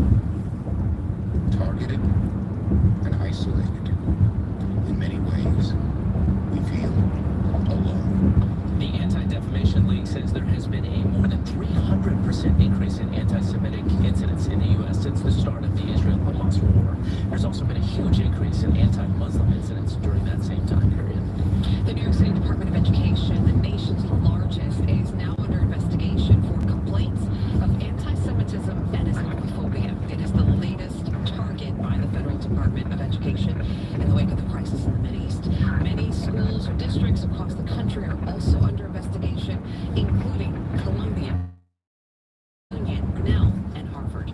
The investigation is based under Title IV, a law that bans discrimination based on shared ancestry. The MTA gearing to unveil the final details of its congestion pricing plan today. Now, we already know drivers are going to have to pay more to travel into Midtown, but the question has been, how much? Well, Eyewitness News reporter Lindsay Tuckman breaking down the numbers. We expect to be officially released later on today. Lindsay, good morning. Good morning, Mike. It's a little dark now, so you probably can't see.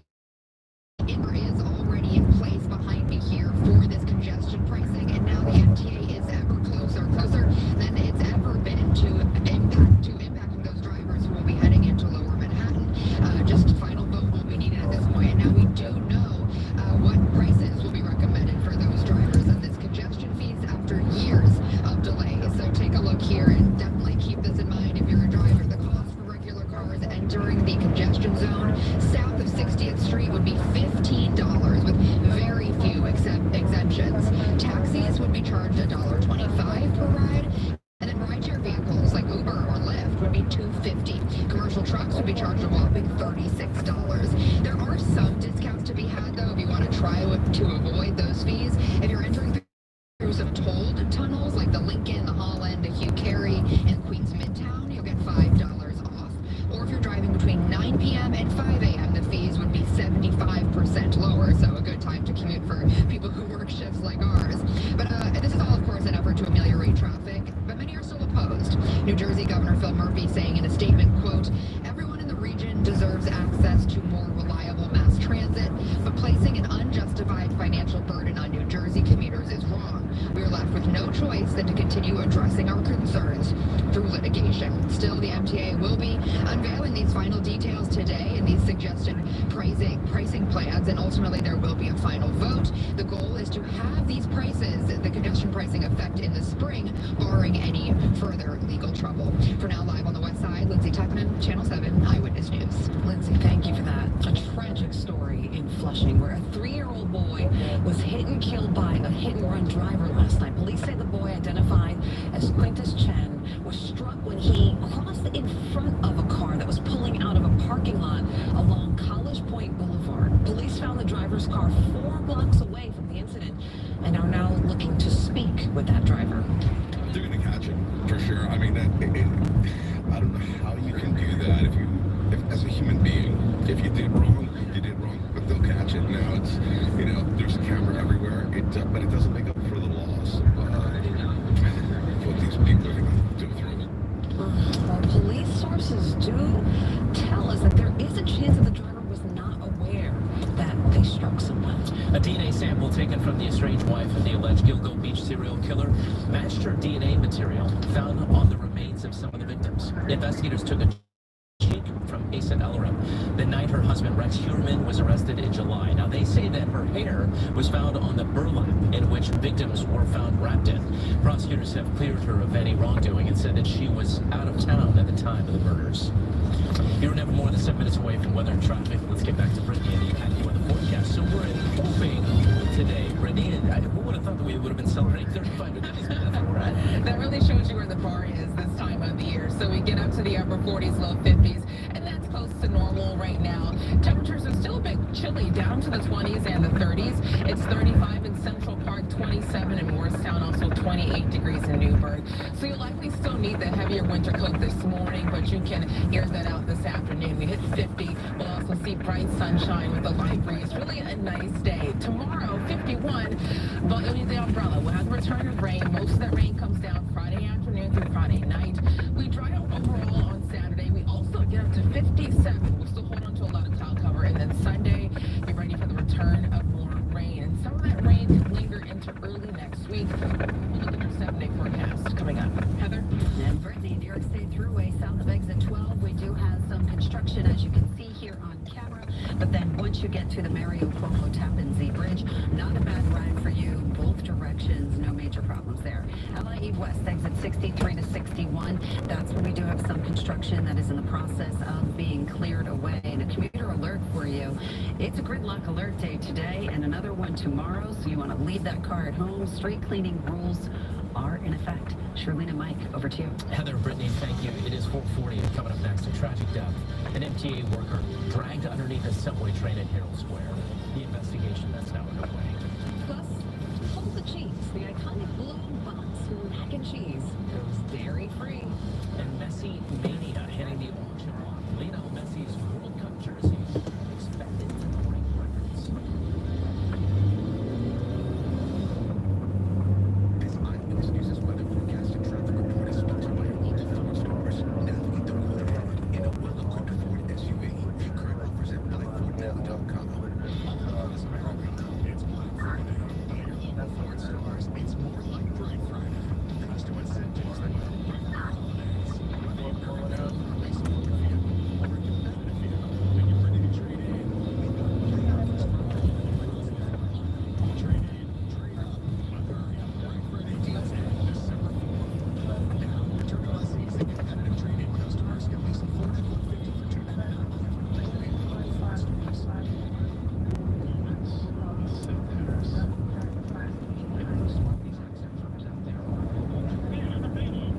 These big firms are from out of town. They don't know rates. But I'm from this city. I was born and raised here.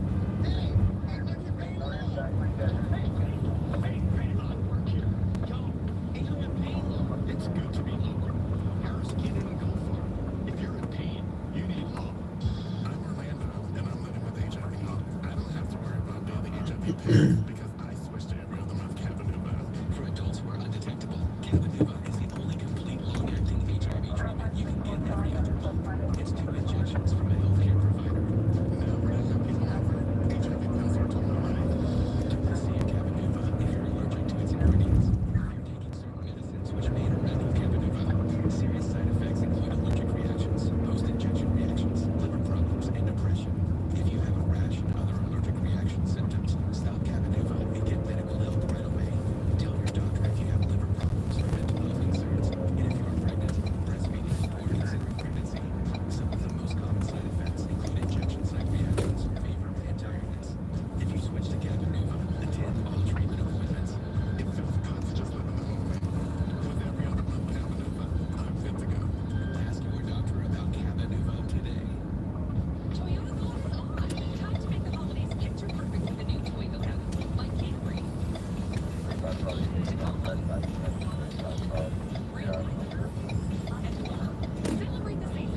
Toyota.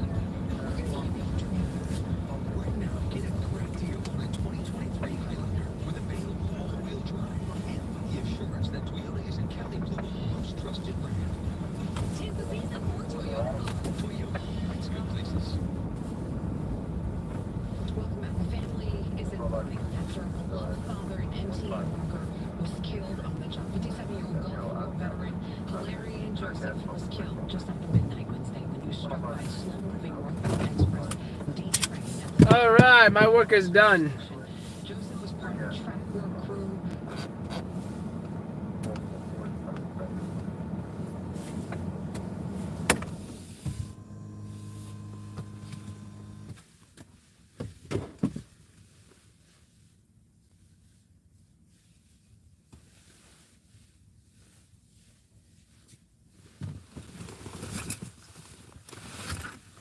Camera.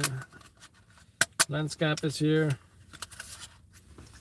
Camera's off. I do like this new light. Yeah. I do definitely like this setup for sure. Just that when I'm filming the band though, I really don't want to hold this like this the entire time. I really want that easy rig to hold it up. I can't see myself holding this up for half an hour straight. Yeah, I do want the easy rig to take that slack off. Holding it by here, and that's going to be, I think, perfect. Just handheld, right? Gimbal, because I'm going to need to be able to zoom in a little bit as needed. Super slow though, nothing too crazy. Super slow zooming. Might even put the, where's the barn door at? Where did you go, barn door? It's right here.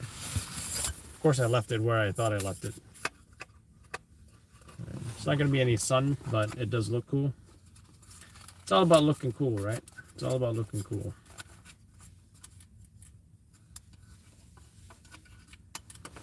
There we go. How cool does that look now?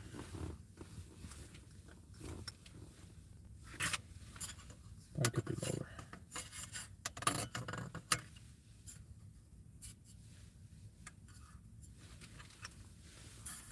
There you go. Yeah, there you go. I don't know. I don't think I need that. It's nice to have something to close though, right? I don't know. I don't think it's necessary. Unless I'm outside, then I can kind of justify it.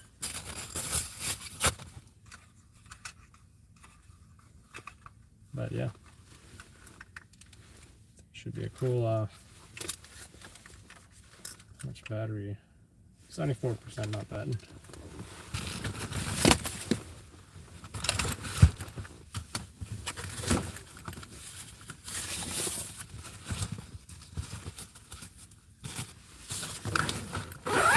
Ouch. We got everything. So yeah, that Bronx fire was BS. I was kind of rolling to it, then I canceled my response.